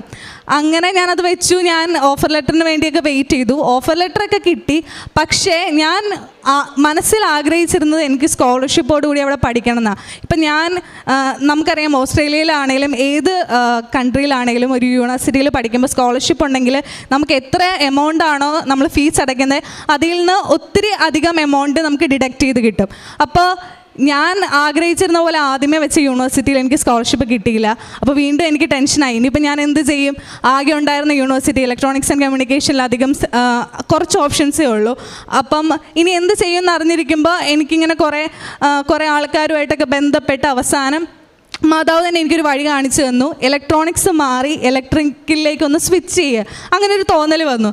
അങ്ങനെ ഞാൻ കുറേ പേരുമായിട്ട് കോണ്ടാക്ട് ചെയ്ത് മാസ്റ്റർ ഓഫ് പ്രൊഫഷണൽ എഞ്ചിനീയറിൽ ഇലക്ട്രിക്കൽ മേജർ എന്നൊരു സബ്ജക്റ്റിലേക്ക് ഞാൻ എടുക്കാമെന്നൊരു തീരുമാനം മനസ്സിൽ വെച്ചു. പക്ഷേ അന്നേരം എനിക്ക് ഉള്ളിൽ ഡൗട്ടാണ്, ഇനി ഞാൻ എന്ത് ചെയ്യും? ഇത് വേറെ സബ്ജക്റ്റ് അല്ലേ, ഇതൊക്കെ എനിക്ക് പഠിക്കാൻ പറ്റുമോ എന്നുള്ള ഭയങ്കര ടെൻഷനായിരുന്നു. അപ്പം അന്ന് December 7 മാതാവ് പ്രത്യക്ഷപ്പെട്ട ദിവസം വരാമ്പോൾ അപ്പം ഞാൻ മാതാവിനോട് ഇങ്ങനെ പ്രാർത്ഥിച്ചേ, ഇത് മാതാവ് എനിക്ക് തരുന്നതാണെങ്കിൽ December 7 തന്നെ എനിക്ക് ഓഫർ ലെറ്റർ തരണമെന്ന് പറഞ്ഞു ഞാൻ പ്രാർത്ഥിച്ചു. നിയോഗം വെച്ച് അങ്ങനെ തന്നെ പ്രാർത്ഥിച്ചു. അതേപോലെ തന്നെ December 7 എനിക്ക് ബ്രിസ്ബെയിനിലെ ക്യൂൻസ്ലാൻഡ് യൂണിവേഴ്സിറ്റി ഓഫ് ടെക്നോളജിയിൽ നിന്ന് എനിക്ക് ഓഫർ ലെറ്റർ കിട്ടി. അപ്പോൾ എനിക്ക് ഉറപ്പായി ഇനി ഈ യാത്രയിൽ എൻ്റെ കൂടെ മാതാവ് ഉണ്ടെന്ന്. അതേപോലെ തന്നെ അത് കഴിഞ്ഞിട്ടുള്ള ബാക്കി എല്ലാ പ്രോസസ്സിങ്ങിലും ഇപ്പം എൻ്റെ ലോൺ സാങ്ഷൻ ആകുന്നതിന് കുറേ തടസ്സങ്ങളുണ്ടായിട്ടും ഇപ്പം ഞാൻ എവിടെ പോകുന്നുണ്ടോ വിശ്വാസ പ്രമാണം ചൊല്ലി നെറ്റിയിൽ തൈലം പൂശി കയ്യിൽ ഉപ്പെടുക്കും. ഇപ്പോൾ ബാങ്കിൽ പോകാനാണെങ്കിലും മെഡിക്കലിന് പോകാനാണെങ്കിലും എന്ത് കാര്യത്തിലും പോകാനാണെങ്കിലും അങ്ങനെ ഞാൻ പോകാറ്. അപ്പോൾ മാതാവിൻ്റെ ഒരു പ്രസൻസ് എനിക്ക് എപ്പോഴും ഫീൽ ചെയ്തിട്ടുണ്ട്. ഇപ്പം ഞാൻ അതേപോലെ തന്നെ എനിക്ക് പ്രസൻസിനെ പറ്റി പറയുമ്പോൾ ഞാൻ രാവിലെ പ്രത്യക്ഷീകരണ പ്രാർത്ഥന ചെല്ലണ സമയത്ത് പ്രത്യക്ഷീകരണ പ്രാർത്ഥന ചെല്ലണയുമ്പാട് നേരത്തെ എണീറ്റ് ഞാൻ കുരിശ് വരയ്ക്കും. ഫുൾ ജപമാല ചെല്ലിയിട്ടാണ് പ്രത്യക്ഷീകരണ പ്രാർത്ഥന ചെല്ലാറ്. അപ്പം എനിക്ക് എന്തെങ്കിലും അത്ഭുതം, എന്തെങ്കിലും മാതാവ് അനുഗ്രഹം തരുന്ന ദിവസമാണെങ്കിൽ എനിക്ക് അന്ന് പ്രത്യക്ഷീകരണ പ്രാർത്ഥനയുടെ സമയത്ത് മാതാവിൻ്റെ സ്മെല്ല് ശരിക്കും ഫീൽ ചെയ്യും. ഇപ്പം ഓഫർ ലെറ്റർ വരുന്ന ദിവസമാണെങ്കിൽ എനിക്കന്ന് രാവിലെ അറിയാം ഇന്ന് എന്തെങ്കിലും എൻ്റെ ജീവിതത്തിൽ നല്ലത് നടക്കുമെന്ന് എനിക്കറിയാം. അതുപോലെ COE വരുന്നതാണെങ്കിലും ഇതിപ്പോൾ അത് കഴിഞ്ഞിട്ട് വിസയ്ക്ക് വരുന്നതാണെങ്കിലും അപ്പോൾ എനിക്കറിയാം ഇന്ന് രാവിലെ ഇന്നത് നടക്കും. അതുപോലെ വിസയ്ക്ക് വെച്ച് ഞാൻ വെയിറ്റ് ചെയ്തുകൊണ്ടിരിക്കുന്ന സമയത്ത് ഒരു ദിവസം എനിക്ക് പെട്ടെന്ന് ഒരു നല്ല സ്മെല്ല്, അത് എൻ്റെ ജീവിതത്തിൽ ഞാൻ ഈ ഉടമ്പടി എടുത്തിട്ട് ഇന്നേ വരെ ആ ഒരു സ്മെല്ല് ഞാൻ അനുഭവപ്പെട്ടിട്ടില്ല. ആ പ്രാർത്ഥന ചെല്ലി തുടങ്ങി തീരുന്നവരെ ആ സ്മെല്ല് ഇങ്ങനെ കണ്ടിന്യൂസ് ആയിട്ടിരുന്നു. അത് കഴിഞ്ഞിട്ട് ഞാൻ പള്ളിയിൽ പോയി ഞാൻ കയറിയപ്പോഴും ആ സ്മെല്ല് തന്നെ. അപ്പോൾ ഞാൻ ആദ്യം വിചാരിച്ച സെമിത്തേരിയിൽ നിന്ന് അവർ കത്തിച്ച് വെച്ചതിൻ്റെ എന്തെങ്കിലും സ്മെല്ലായിരിക്കും. സെയിം സ്മെല്ല് ഞാൻ വീട്ടിലിരുന്ന് മുറിയിലിരുന്ന് പ്രാർത്ഥിച്ച സെയിം സ്മെല്ല്. പക്ഷേ എനിക്കറിയത്തില്ല ഇത് എന്താ നടക്കാൻ പോകുന്നത്, എന്താ എനിക്ക് വരാൻ പോകുന്നതെന്ന് എനിക്കറിയില്ല. ആ ദിവസം തീരാറായി, വൈകുന്നേരം ആയപ്പോൾ എനിക്ക് പെട്ടെന്നൊരു കോൾ വരിക ഹയർ എഡ്യൂക്കേഷൻ ഡിപ്പാർട്ട്മെൻറ്റിൽ നിന്ന്. ഞാൻ 2022 പാസ് ഔട്ടാണെന്ന് പറഞ്ഞല്ലോ. അപ്പം ഞാൻ അന്നത്തെ മാർക്ക് ലിസ്റ്റ് ബിടെക്കിൻ്റെ മാർക്ക് ലിസ്റ്റ് വെച്ചിട്ട് ഞാൻ മെറിറ്റ് അവാർഡിന് അപ്ലൈ ചെയ്തിട്ടുണ്ടായിരുന്നു. അപ്പോൾ അവരെന്നോട് പറഞ്ഞു ഞാൻ മെറിറ്റ് അവാർഡിന് സെലക്റ്റായി, എനിക്ക് 1 ലക്ഷം രൂപ കിട്ടിയെന്ന്. എനിക്ക് ഉറപ്പാണ് ആ 1 ലക്ഷം രൂപ ഒരിക്കലും എനിക്ക് കൊണ്ടുതരേണ്ട കാര്യമില്ല. 2022 പാസ് ഔട്ടായി എനിക്ക് 2024 കൊണ്ട് 1 ലക്ഷം രൂപ തരിക, അടുത്ത ആഴ്ച വന്നിട്ട് ട്രിവാൻഡ്രത്ത് നിന്ന് ചീഫ് മിനിസ്റ്ററിൻ്റെ നിന്ന് വാങ്ങിച്ചോളാം എന്നൊക്കെ പറഞ്ഞു കഴിഞ്ഞാൽ അത് മാതാവ് തന്നെ കൊണ്ടു തന്നാൽ നമുക്ക് ആവശ്യമുള്ള, ഞാൻ പറയുന്നത് നമുക്ക് ആവശ്യമുള്ളത് എപ്പോഴാണോ അത് അന്ന് 2022 എനിക്ക് തന്നിരുന്നെങ്കിൽ എനിക്ക് ചിലപ്പം അത് മാതാവിൻ്റെ പ്രസൻസാണ്, അത് മാതാവ് തന്നാണെന്ന് ഒരിക്കലും മനസ്സിലാവില്ല. നമുക്ക് എപ്പോഴാണ് ആവശ്യമുള്ളത് ആ സമയത്ത് മാതാവ് നമുക്ക് ഓരോ ആൾക്കാരിലൂടെ അല്ലെങ്കിൽ ഓരോ കാര്യങ്ങളിലൂടെ നമ്മളിലേക്ക് എത്തുന്നു എനിക്ക് പറയാനുള്ളത്. അത് കഴിഞ്ഞിട്ട് എൻ്റെ വിസയ്ക്ക് ഞാൻ സബ്മിറ്റ് ചെയ്തു. വിസ ഇതുപോലെ നമുക്കറിയാം ഇപ്പം ഇപ്പോൾ ഓസ്ട്രേലിയ ആണെങ്കിലും ഏത് കൺട്രിയിലാണെങ്കിലും വിസയ്ക്ക് റിജക്ഷൻസും കൂടുതലാണ്, ആൾക്കാർ ചെല്ലുന്നതും കൂടുതലാണ്. അപ്പം എനിക്ക് പിന്നെ ടെൻഷനായി തുടങ്ങി. എൻ്റെ ക്ലാസ് ഈ മൺഡേ സ്റ്റാർട്ട് ചെയ്യുക, പിന്നെ എന്താ എനിക്ക് മാത്രം വിസ വരാത്തേ? കുറേ എൻ്റെ കൂട്ടത്തിൽ വേറെ ആരും ഇല്ല, പക്ഷെ എന്നാലും പല പിള്ളേർക്കും വരുന്നുണ്ടല്ലോ, പിന്നെ എനിക്ക് മാത്രം എന്താ തരാത്തേ? അങ്ങനെ ഒരു തോന്നൽ എൻ്റെ ഉള്ളിൽ വന്ന്. പിന്നെ ഞാൻ പ്രാർത്ഥിച്ചു. ഇന്നലെ ഇതുപോലെ തന്നെ രാവിലെ പ്രത്യക്ഷീകരണ പ്രാർത്ഥനയുടെ സമയത്ത് എനിക്ക് വീണ്ടും മാതാവിൻ്റെ സ്മെല്ല് വന്നു. അപ്പോൾ എനിക്ക് ഉറപ്പായി ഇന്ന് വരുമായിരിക്കും. ഇന്നലെ ഉച്ചയായപ്പോൾ എനിക്ക് ഓസ്ട്രേലിയയിലെ ബ്രിസ്ബെയിനിലേക്ക് പോകാനായിട്ടുള്ള വിസ കിട്ടി. അതിന് ഞാൻ 1000 നന്ദി പറയാം. കാരണം ഞാൻ എന്താണോ ആഗ്രഹിക്കുന്നത് അത് മാതാവ് എനിക്ക് ഇങ്ങോട്ടേക്ക് കൊണ്ടുതന്നു. അത് കഴിഞ്ഞ് പിന്നെ നമുക്ക് ടെൻഷനായല്ലോ, വിസ കിട്ടി, ഇനിയിപ്പം അക്കോമഡേഷൻ വേണം, അത് കഴിഞ്ഞിട്ട് ടിക്കറ്റ് എടുക്കണം. ഈ ടിക്കറ്റ് എൻ്റെ പപ്പയുടെ ഒരു ഫ്രണ്ടിൻ്റെ മോള്, അവൾ കൊറോണയുടെ സമയത്ത് ഓസ്ട്രേലിയയിൽ ഈ സെയിം സ്ഥലത്ത് തന്നെ പോകുന്നതിന് ടിക്കറ്റിൻ്റെ ചാർജ് 2.25 ലക്ഷം രൂപയാണ്. അപ്പം ഞാൻ പ്രാർത്ഥിച്ചിരുന്ന മാതാവ് എനിക്ക് അത് വെറും 77,000 രൂപയ്ക്ക് വേണ്ടിയിട്ട്, ആ 2.25 ലക്ഷത്തിൽ നിന്ന് 77,000 രൂപയ്ക്ക് എൻ്റെ ടിക്കറ്റ് ചാർജ് ഇന്നലെ തന്നെ ആകെ ഒരൊറ്റ ടിക്കറ്റ് ഉണ്ടായിരുന്നുള്ളൂ, അതെനിക്ക് എടുത്ത് തന്നു. എൻ്റെ അക്കോമഡേഷൻ എല്ലാം റെഡിയായി. ഞാൻ ഈ 23rd ഈവനിങ് ബ്രിസ്ബെയിനിലേക്ക് പോവുകയാണ്. പിന്നെ ഇതാണ് എനിക്ക് പറയാനുള്ള സാക്ഷ്യം. പിന്നെ ഈ ഉടമ്പടിയിൽ ഞാനിന്ന് ഇവിടെ എത്താനായിട്ട് ഞാൻ ആദ്യമേ എങ്ങനെയായിരുന്നു, ഇപ്പം എങ്ങനെയാണെന്നാണ് ഞാൻ നിങ്ങളോട് പറയാൻ പോണേ. ആദ്യമേ ഉടമ്പടി എടുക്കുന്നതിന് മുന്നേ പള്ളിയിലാകെ സൺഡേസിൽ മാത്രം, അല്ലെങ്കിൽ സാറ്റർഡേ സൺഡേ അത്രേ ഞാൻ പോയിട്ടുള്ളൂ രാവിലത്തെ കുർബാനയ്ക്ക്. അല്ലാണ്ട് ഞാൻ കുർബാനയ്ക്ക് അങ്ങനെ പോകാറില്ല. ഉടമ്പടി എടുത്തതിന് ശേഷം ഇന്നേ വരെ എനിക്ക് കുർബാന രാവിലത്തെ മുടങ്ങിയിട്ടില്ല. എല്ലാ ദിവസവും പോകാം. അത് പോയില്ലെങ്കിൽ എന്തോ ബുദ്ധിമുട്ട് പോലെയാണ്. എല്ലാ ദിവസവും കുർബാനയ്ക്ക് പോകും. അതേപോലെ തന്നെ ഉടമ്പടി എടുക്കുന്നതിന് മുന്നേ ഇപ്പം ഞങ്ങളുടെ വീട്ടിലൊക്കെ ആണെങ്കിൽ ഇപ്പോൾ വൈകുന്നേരം എന്തെങ്കിലും പരിപാടി കഴിഞ്ഞിട്ട് വരിക, അല്ലെങ്കിൽ എന്തെങ്കിലും ഇതാണെങ്കിൽ നമ്മൾ പറയുമോ ഇന്നിപ്പോൾ കുരിശുവരെ മുടക്കാം, ഇന്നിപ്പോൾ മടിയാണ്. എല്ലാ വീട്ടിലും എനിക്ക് ചില വീട്ടിലൊക്കെ ഉണ്ടെന്ന് എനിക്ക് തോന്നണേ. ഞങ്ങളുടെ വീട്ടിൽ ആദ്യമേയൊക്കെ അങ്ങനെയായിരുന്നു. പക്ഷേ ഉടമ്പടി എടുത്തതിന് ശേഷം ഇപ്പം എല്ലാവരും കറക്റ്റ് സമയത്ത് വൈകുന്നേരത്തെ കുരിശ് വരെയുണ്ട്. അതുപോലെ ഞാൻ രാവിലെ പ്രാർത്ഥിക്കുന്ന സമയത്ത് എൻ്റെ പപ്പയും അമ്മയും രാവിലെയും കുരിശ് വരയ്ക്കും. അങ്ങനെയാണ് ഇന്നേ വരെ ഇപ്പം ഞങ്ങൾ മുന്നോട്ട് പോയിക്കൊണ്ടിരിക്കുന്നത്. അതേപോലെ ഞാൻ IELTS എക്സാം എഴുതി അതിൻ്റെ പിറ്റേ ദിവസം തൊട്ട് ഈ നിയോഗം ഞാൻ വെച്ച് തുടങ്ങി അന്ന് തൊട്ട് എനിക്ക് മാതാവ് തന്നെ കാരുണ്യപ്രവൃത്തി ചെയ്യാനായിട്ട് ഒരു സ്ഥലം കാണിച്ചു തന്നു. ഞങ്ങളുടെ വീടിൻ്റെ അടുത്ത് തന്നെ എനിക്ക് വണ്ടിയിൽ പോകാൻ ഉള്ള ദൂരത്തിൽ തന്നെ ഒരു ക്യാൻസർ പേഷ്യൻസിൻ്റെ ഒരു സെൻറ്ററിൽ, അവിടെ ഞാൻ ഉച്ചവരെ പറ്റാവുന്ന ദിവസങ്ങളിലൊക്കെ ഏതൊക്കെ ദിവസങ്ങൾ എനിക്ക് പറ്റാവുന്നുണ്ടോ ആ ദിവസങ്ങളൊക്കെ അവിടെ പോയി അവർക്ക് വേണ്ടിയിട്ട് സ്പഞ്ച് ചെയ്യാനും അവർക്ക് ഫുഡ് എടുത്ത് കൊടുക്കാനും ഒക്കെ, അതൊക്കെ എനിക്ക് പണ്ട് നേഴ്സിംഗ് ഫീൽഡോ എന്ത് അവരെന്തായി കാണിക്കണേ, ആ ഒരു വ്യക്തി ഇന്ന് അവിടെ ചെന്നിട്ട് അവരെ കുളിപ്പിക്കുകയും അവർക്ക് ഫുഡ് എടുത്ത് കൊടുക്കുകയും അതെല്ലാം ഞാൻ ചെയ്യുന്നുണ്ട്. അതെല്ലാം മാതാവിൻ്റെ പ്രസൻസും മാതാവിൻ്റെ അനുഗ്രഹം കൊണ്ട് തന്നെയാണെന്ന് ഞാൻ വിശ്വസിക്കുന്നത്. പിന്നെ എനിക്ക് പറയാനുള്ളത്, ഞാൻ ബൈബിൾ വായനയൊന്നും മുടക്കിയിട്ടില്ല. കറക്റ്റായിട്ട് ബൈബിൾ വായനയും എല്ലാം ചെയ്യുന്നുണ്ട്. അപ്പം നിങ്ങളോട് എല്ലാവരോടും എനിക്ക് പറയാനുള്ള ഒരു കാര്യമുള്ളൂ. ഇന്നിപ്പം ഞാനിവിടെ 2ാമത്തെ സാക്ഷ്യം പറയുന്നുണ്ടെങ്കിൽ, പണ്ട് അതായത് നമ്മൾ എന്താണ്, അല്ലെങ്കിൽ നമ്മൾ കുറേ ആകുലതകളിൽ വെറുതെ ജീവിച്ചിട്ട് കാര്യമില്ല. നമ്മൾ എന്താണേലും അത് ഫുള്ള് മാതാവിന് സമർപ്പിക്കുക.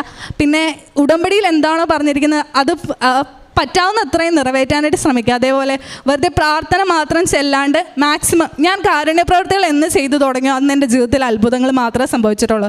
അപ്പം നിങ്ങൾക്ക് പറ്റാവുന്ന എന്തെങ്കിലും കാരുണ്യപ്രവർത്തി, രോഗികളെ സന്ദർശിക്കാനോ അല്ലെങ്കിൽ പേപ്പർ കൊടുക്കാനോ എന്താണോ പറ്റുന്നത് അത് ചെയ്യുക. പിന്നെ നിങ്ങൾക്ക് എന്തൊക്കെയാണോ വേണ്ടത് അതെല്ലാം മാതാവ് നിങ്ങൾക്ക് കൊണ്ടുതരും. Thank you. പരിശുദ്ധ അമ്മയുടെ മധ്യസ്ഥതയിൽ ലഭിച്ച അനുഭവങ്ങളാണ് ഇപ്പോൾ പറഞ്ഞത്. ഇത് 2ാമത്തെ സാക്ഷ്യം പറയാനായിട്ടാണ് ദൈവം ഇടവരുത്തിയതെന്ന് പറഞ്ഞു. അപ്പോൾ സാക്ഷ്യം കേൾക്കുമ്പോൾ തന്നെ നമുക്കത് ക്ലിയറാണ്. കാരണം ഒരു കൺവിക്ഷൻ ലഭിക്കുമ്പോൾ സ്വാഭാവികമായിട്ടും തന്നെ ഒരു ചെറുപ്പക്കാർ സാക്ഷ്യം പറയുമ്പോൾ ഉണ്ടാകുന്നൊരു ബോധ്യം ഈ ഒരു സാക്ഷ്യത്തിലുണ്ട്. അപ്പോൾ അതിൽ ഒരു സെൻറ്റൻസ് പറയണ ഇതാണ്, അതായത് നമ്മൾ കാരുണ്യ പ്രവർത്തനങ്ങളും ഒക്കെ ചെയ്യാൻ തുടങ്ങിയപ്പോഴാണ് എൻ്റെ ജീവിതത്തിൽ മാറ്റങ്ങൾ ഉണ്ടായെന്നുള്ളത് പറയുന്നത് തന്നെ ഉടമ്പടിയുടെ ഒരു അനുഭവതലം അങ്ങനെയാണ്. ഇപ്പം ഇതിപ്പോൾ ഒരാളുടെ സാക്ഷ്യത്തിലല്ല, ഈശോ ഇത് ആഗ്രഹിക്കുന്നുണ്ടെന്ന് കർത്താവ് തന്നെ വ്യക്തമായിട്ട് മത്തായിയുടെ 25-ാമത്തെ അധ്യായത്തിൽ പറയുന്നുണ്ട്. ഞാൻ നഗ്നനായിരുന്നു, അങ്ങനെ ഞാൻ എൻ്റെ നീ ഞാനാണെന്ന് കരുതി ഈ ഒരു ചെറിയ സഹോദരന് നീ ഇത് ചെയ്തപ്പോഴെല്ലാം എനിക്ക് തന്നെയാണ് ചെയ്തത് എന്ന് പറയുകയും ആ സുവിശേഷത്തിൻ്റെ അധ്യായം മുഴുവൻ എക്സ്പ്ലനേഷൻ കൊടുക്കും. അപ്പോൾ ചിലർ ചോദിക്കും, കർത്താവെ ഞാൻ നിങ്ങളെ അങ്ങനെ കണ്ടില്ലല്ലോ എന്നൊക്കെ ചോദിക്കുന്ന, അപ്പോൾ കർത്താവിൻ്റെ മനസ്സെന്താണെന്ന് ഇതിലും വ്യക്തമായിട്ട് കർത്താവിന് പറയാൻ സാധിക്കത്തില്ലല്ലോ. അതിനും വേറെ വ്യക്തമായിട്ട് അതിന് ശേഷവും കർത്താവ് പറയാനുണ്ട്, ഞാൻ ആഗ്രഹിക്കുന്നത് കാര്യങ്ങൾ ചെയ്യുന്നവർ മാത്രമാണ്. അപ്പോൾ ഈശോ ആഗ്രഹിക്കുന്നത് എന്താണോ അത് ഉടമ്പടിയിലൂടെ ഒരു വ്യക്തിയിലേക്ക് എത്തിക്കുക എന്നുള്ളതാണ്. ഇപ്പം നേരത്തെ പറഞ്ഞതുപോലെ തന്നെ ഈ മകളും സാക്ഷ്യത്തിൽ പറയുന്നുണ്ട്. അപ്പം നമ്മൾ നടക്കേണ്ട വഴി ദൈവം കാണിച്ചു തരും എന്നുള്ളതാണ്. ചെല്ലേണ്ടത്, മിണ്ടേണ്ട വ്യക്തി, ചെല്ലേണ്ട സ്ഥലം. പ്രാർത്ഥനയിൽ നിൽക്കുമ്പോൾ നമ്മൾ അപ്പോസ്തല പ്രവർത്തനങ്ങളിൽ വായിക്കുന്നുണ്ട്, പീലിപ്പോസിനോട് പറയും, പീലിപ്പോസ് നീ തെക്കോട്ട് പോകും, ഗാസയുടെ അടുത്തേക്ക് പോകും. അപ്പോൾ ദൈവം തന്നെ നമ്മുടെ യാത്രയൊക്കെ ക്രമീകരിക്കും. പക്ഷേ ദൈവത്തിന് സംസാരിക്കണമെങ്കിൽ നമ്മളെ തന്നെ ഒന്ന് ഒരുക്കണം. ദൈവം നീ സംസാരിക്കുന്നും പറഞ്ഞ് പ്രാർത്ഥിച്ചിട്ട് കാര്യമില്ലല്ലോ. ആദ്യം ദൈവം ആഗ്രഹിക്കുന്ന പോലെ മനസ്സും ശരീരവും പ്രവർത്തനങ്ങളൊന്നും ഒരുക്കുമ്പോൾ മാത്രമേ ശബ്ദം കേൾക്കാനായിട്ട് പറ്റത്തുള്ളൂ. ആ ഒരുക്കുന്നതിൻ്റെ ഭാഗമാണ് ഈ കുടുംബ പ്രാർത്ഥനയും കുംഭസാരവും വിശുദ്ധ ബലിയും ഒക്കെ. നമ്മൾ ഒരു കോൺസ്റ്റൻ്റായിട്ട് അല്ലെ കൺസിസ്റ്റൻ്റായിട്ട് ഇങ്ങനെ നമ്മൾ പോയി പ്രാർത്ഥിച്ചു തുടങ്ങുമ്പോൾ നമ്മുടെ മനസ്സൊന്ന് ഒരുങ്ങും ദൈവത്തിൻ്റെ ശബ്ദം കേൾക്കാൻ. രണ്ടാമത്തേത്, അതിന് തത്തുല്യമായിട്ട് ഈശോ ആഗ്രഹിക്കുന്ന പ്രവർത്തനം ഒരു മടുപ്പും കൂടാതെ, ഒരുപക്ഷെ തുടക്കത്തിലൊരു ഉണ്ട്. അപ്പം ചിലർ ഉടമ്പടി സാക്ഷ്യം പറയുമ്പോൾ എൻ്റെ അടുത്തൊരു അനാഥാലയം ഉള്ള കാര്യം അറിഞ്ഞതുപോലും ഞാൻ ഉടമ്പടി എടുത്തതിന് ശേഷമാണ്. എൻ്റെ അടുത്തൊരാൾ മേലാതിരിക്കുന്നുണ്ടെന്ന് ഞാൻ കണ്ടെത്തി ചെല്ലുമ്പോഴാണ് അറിയണത് ആ വ്യക്തിയായിട്ട് എനിക്ക് പണ്ട് ഭയങ്കര ബന്ധം. അപ്പോൾ ഇങ്ങനെ ഒരു വ്യക്തിനെ ഇരിക്കുന്നിടത്ത് നിന്ന് പ്രാർത്ഥിക്കുന്നു. അപ്പം എവിടെയെങ്കിലുമൊക്കെ ഇപ്പോൾ ഈ മകൾ ഇപ്പോൾ ശുശ്രൂഷിച്ച വ്യക്തികളും പ്രാർത്ഥിക്കുന്നുണ്ടാവുമല്ലോ നമ്മളെപ്പോലെ തന്നെ. ആരെങ്കിലും ഒന്ന് സംസാരിക്കുവാനും ആരെങ്കിലും ഒന്ന് എന്നെ കരുതാനും ഉണ്ടായിരുന്നെങ്കിലെന്ന് ദൈവസ്നേഹത്തോടെ. ചിലപ്പോൾ അവിടെ പൈസ കൊടുത്ത് നിർത്തിയിരിക്കുന്ന കുറച്ച് പേരുണ്ടായിരിക്കാം. പക്ഷേ ഇതുപോലെ വോളണ്ടിയറായിട്ട് എൻ്റെ അടുക്കൽ ചെറുപ്പക്കാരും അല്ലെങ്കിലൊക്കെ വന്ന് പ്രാർത്ഥിക്കണമെന്നും വന്നിരിക്കണമെന്നൊക്കെ ആഗ്രഹിക്കുന്ന ഒരുപാട് പേരുടെ പ്രാർത്ഥനയുടെ ഉത്തരമാണ് നിങ്ങളെടുക്കുന്ന ഉടമ്പടി. അപ്പോൾ ഇത്രത്തോളം ഇപ്പോൾ നമ്മൾ പറഞ്ഞ കണക്ക് വിശ്വസ്തയോട് ഇതിനകത്തോട് ചേർന്ന് നിൽക്കുമ്പം ഇത് ദൈവത്തിൻ്റെ വേലയായതുകൊണ്ട് ദൈവത്തിൻ്റെ ഉത്തരവാദിത്വമാണ് നമ്മളെ നിലനിർത്തുക എന്നുള്ളത്. നമ്മൾ സംശയത്തോടും ഒക്കട്ടെ എന്നൊക്കെ പറഞ്ഞ് ചെയ്യുമ്പം എങ്ങനെ ഇരിക്കണമെന്ന് അറിയത്തില്ല. പക്ഷേ വിശ്വസ്തയോടെ നിലനിൽക്കുന്നവർക്ക് ഇപ്പോൾ എത്ര ചെറുപ്പക്കാരാണ് ഇവിടെ വന്ന് സാക്ഷ്യം പറയാം. നിങ്ങൾക്കറിയാം, ഒരു യുക്തിയുടെ വളർച്ചയുടെ സമയമാണ് ഈ 15 തൊട്ട് ഒരു 35. പക്ഷേ ഇവിടെ സാക്ഷ്യം പറയുന്നതിൽ നല്ലൊരു ശതമാനം പേര് ഈ ഒരു ഏജ് ഗ്യാപ്പിലുള്ളവരാണ്. അവരൊക്കെ പഠിച്ചവരും വിദ്യാഭ്യാസമുള്ളവരും ഒരുപാട് വിദേശത്ത് പോകുവാനായിട്ട് ആഗ്രഹിക്കുന്നവരും ഒരുപാട് ലോകാറിവുള്ളവർ. അപ്പോൾ അതിൻ്റെ നടുക്കിൽ നിന്നും ഇതുപോലെ അനുഭവങ്ങൾ ലഭിക്കുക എന്ന് പറയുന്നത് അത് വലിയൊരു കാര്യമാണ്. അതിനർത്ഥം ഇവിടെ ഉടമ്പടി എടുത്തുന്നുള്ളതല്ല, അതിനേക്കാളപ്പുറം ആ ഉടമ്പടിക്ക് വേണ്ടി ഇവരെന്തൊക്കെയോ ചെയ്യാൻ ശ്രമിച്ചു എന്നുള്ളതാണ്. അപ്പം കർത്താവ് പറയുന്നത്, സഭാപ്രസംഗങ്ങളുടെ പുസ്തകത്തിൽ പറയുന്നത്, കർത്താവ് യുവാവായിരിക്കുമ്പോൾ നിങ്ങൾ സൃഷ്ടാവിനെ സ്മരിച്ചാൽ അത് ഏറ്റവും വലിയ കാര്യമാണെന്ന് പറയുന്നത്. അപ്പം ഈ ഒരു ദൈവാനുഭവത്തിലേക്ക് ഒരാളെ കൊണ്ടുചെന്ന് എളുപ്പത്തിൽ നിർത്തുവാനായിട്ട് ഈ പ്രാർത്ഥനയ്ക്ക് സാധിക്കും എന്നുള്ള കാര്യം നിങ്ങൾ സാക്ഷ്യം പരിശോധിച്ചാൽ മാത്രം മതി. അതിൽ ജാതിയും മതമൊന്നും നോക്കാതെ, പ്രായഭേദമന്യം നോക്കാതെ, അനുഭവ സാക്ഷ്യം ഒന്ന് തുറന്ന മനസ്സോടെ പ്രാർത്ഥിച്ചുകൊണ്ട് കേട്ടാൽ തന്നെയും, അല്ലെങ്കിൽ ആ പത്രത്തിലെഴുതിയ കാര്യങ്ങൾ വായിച്ചാൽ, നമുക്കൊരു മാസം എങ്ങനെ പോലും ഒരു 10-600 സാക്ഷ്യം വരുമ്പോഴാണ് അതിലൊരു 100 സാക്ഷ്യം മാത്രമാണ് നമ്മൾ ആ പത്രത്തിൽ അച്ചടിച്ച് കൊടുക്കുന്നത്. അപ്പോൾ നമ്മൾ ഇതൊക്കെ നമ്മളറിയാം, എത്ര സാക്ഷ്യങ്ങൾ നമ്മളവിടെ നിന്ന് റിജക്റ്റ് ചെയ്ത് മാറ്റിയിട്ടാണ് അതിൽ നിന്ന് കുറച്ച് പറയിക്കുന്നത്. അതിൽ പിന്നെ അച്ഛൻ നോക്കിയിട്ടാണ് ഏറ്റവും നല്ല ഒരു 3-4 ഉപകാരപ്പെടുമെന്നുള്ളപ്പോഴത് നമ്മൾ യൂട്യൂബിലിടുന്നത്. അപ്പോൾ അങ്ങനെ ദൈവാനുഭവത്തിൻ്റെ ഒരു വലിയൊരു അനുഭവം, ഒരുപാട് കാര്യങ്ങളിലൂടെ ലഭിക്കുന്നതിന് ഓർത്ത്, അപ്പോൾ ഇങ്ങനെ ലഭിക്കുന്നുണ്ടെങ്കിൽ അതിൻ്റെ അർത്ഥം നമുക്ക് ഇവിടുത്തെ പരിശുദ്ധ അമ്മ ഇതിനോടൊപ്പം ഉണ്ടെന്നുള്ളത് തന്നെയാണ്. അതിലല്ലാതെ വേറൊരു അർത്ഥം ഇതിനില്ല. അപ്പോൾ അങ്ങനെ ഒരു ദൈവാനുഭവം ലഭിക്കുവാനായിട്ട് ഇന്നും ഓരോ ദിവസവും ഇതുപോലെ നമ്മൾ സാക്ഷ്യങ്ങൾ കേട്ട് ഭയങ്കരമായിട്ട് ഞെട്ടുകയും അല്ലെങ്കിൽ പ്രാർത്ഥിക്കുകയും ദൈവത്തിന് നന്ദി പറയുകയും ചെയ്യുന്ന അനുഭവങ്ങൾ ഉണ്ടായിക്കൊണ്ടിരിക്കുന്നു. ഇപ്പോൾ സാക്ഷ്യങ്ങൾ നിങ്ങൾ വർഷങ്ങളോളം ഇങ്ങനെ പരിശോധിക്കുമ്പോൾ നിങ്ങൾക്ക് മനസ്സിലാവും, ഇപ്പോൾ സാക്ഷ്യങ്ങളുടെ നിലവാരം പോലും ഒരുപാട് മാറിയിട്ടുണ്ട്. അപ്പോൾ അങ്ങനെ ഒരു അവസ്ഥയിലേക്ക് പരിശുദ്ധമ്മ വളർത്തുന്നതിനോർത്ത് നന്ദി പറയാം. ഏറെ പ്രത്യേകിച്ച് തൻ്റെ ഈ ചെറുപ്പ കാലഘട്ടത്തിൽ തന്നെ ഇതുപോലെ ദൈവം കൂടെയുണ്ട്, പ്രാർത്ഥിച്ചാൽ ദൈവം ഞങ്ങൾക്ക് അനുഭവം നൽകും, മാറ്റിവെക്കേണ്ടത് പ്രാർത്ഥനയല്ല നമ്മുടെ ജീവിതത്തിലെ മറ്റു കാര്യങ്ങളാണ് എന്ന് ഒരു വ്യക്തി മനസ്സിലാക്കിയിട്ടുണ്ടെങ്കിൽ അതാണ് ഏറ്റവും വലിയ അത്ഭുതം. അപ്പോൾ ഏറെ പ്രത്യേകിച്ച് ഈ മകളുടെ ഈ സാക്ഷ്യത്തെ പ്രതി നമുക്ക് കരങ്ങളടിച്ച് ദൈവത്തിൻ്റെ നാമം മഹത്വപ്പെടുത്തും. അമ്മ മാതാവിനും തിരുക്കുമാരനും കോടാനുകോടി നന്ദിയും സ്തുതിയും സ്തോത്രവും അർപ്പിച്ചുകൊണ്ട് ഞാൻ തുടങ്ങുന്നു. എൻ്റെ പേര് രതി. ഞാനൊരു ഹിന്ദുവാണ്. 2021 സെപ്റ്റംബർ 21 തീയതിയാണ് ഞാൻ ഉടമ്പടി എടുത്തത്. മോന് ബിടെക് പരീക്ഷയിൽ 12ഓളം സപ്ലി ഉണ്ടായിരുന്നു. അതിനുവേണ്ടിയാണ് അമ്മ മാതാവേ, ആ വർഷം തന്നെ എൻ്റെ മോൻ്റെ ബിടെക് കോഴ്സ് തീരുകയാണ്, അവന് ആ വർഷം തന്നെ 12 വിഷയം എഴുതിയെടുക്കാൻ സാധിക്കണമേ എന്ന്, അതായിരുന്നു എൻ്റെ ആദ്യത്തെ പ്രാർത്ഥന. അമ്മ മാതാവ് എനിക്ക് സാധിച്ചു തന്നു.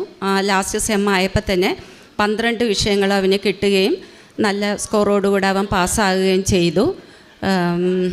പിന്നീട് എൻ്റെ പ്രാർത്ഥന, എൻ്റെ മോന് ഒരു ഗവൺമെൻറ് ജോലി തരണേ മാതാവേ, ഒരുപാട് ജോലിക്ക് വേണ്ടി അലക്കരുതേ എന്നായിരുന്നു.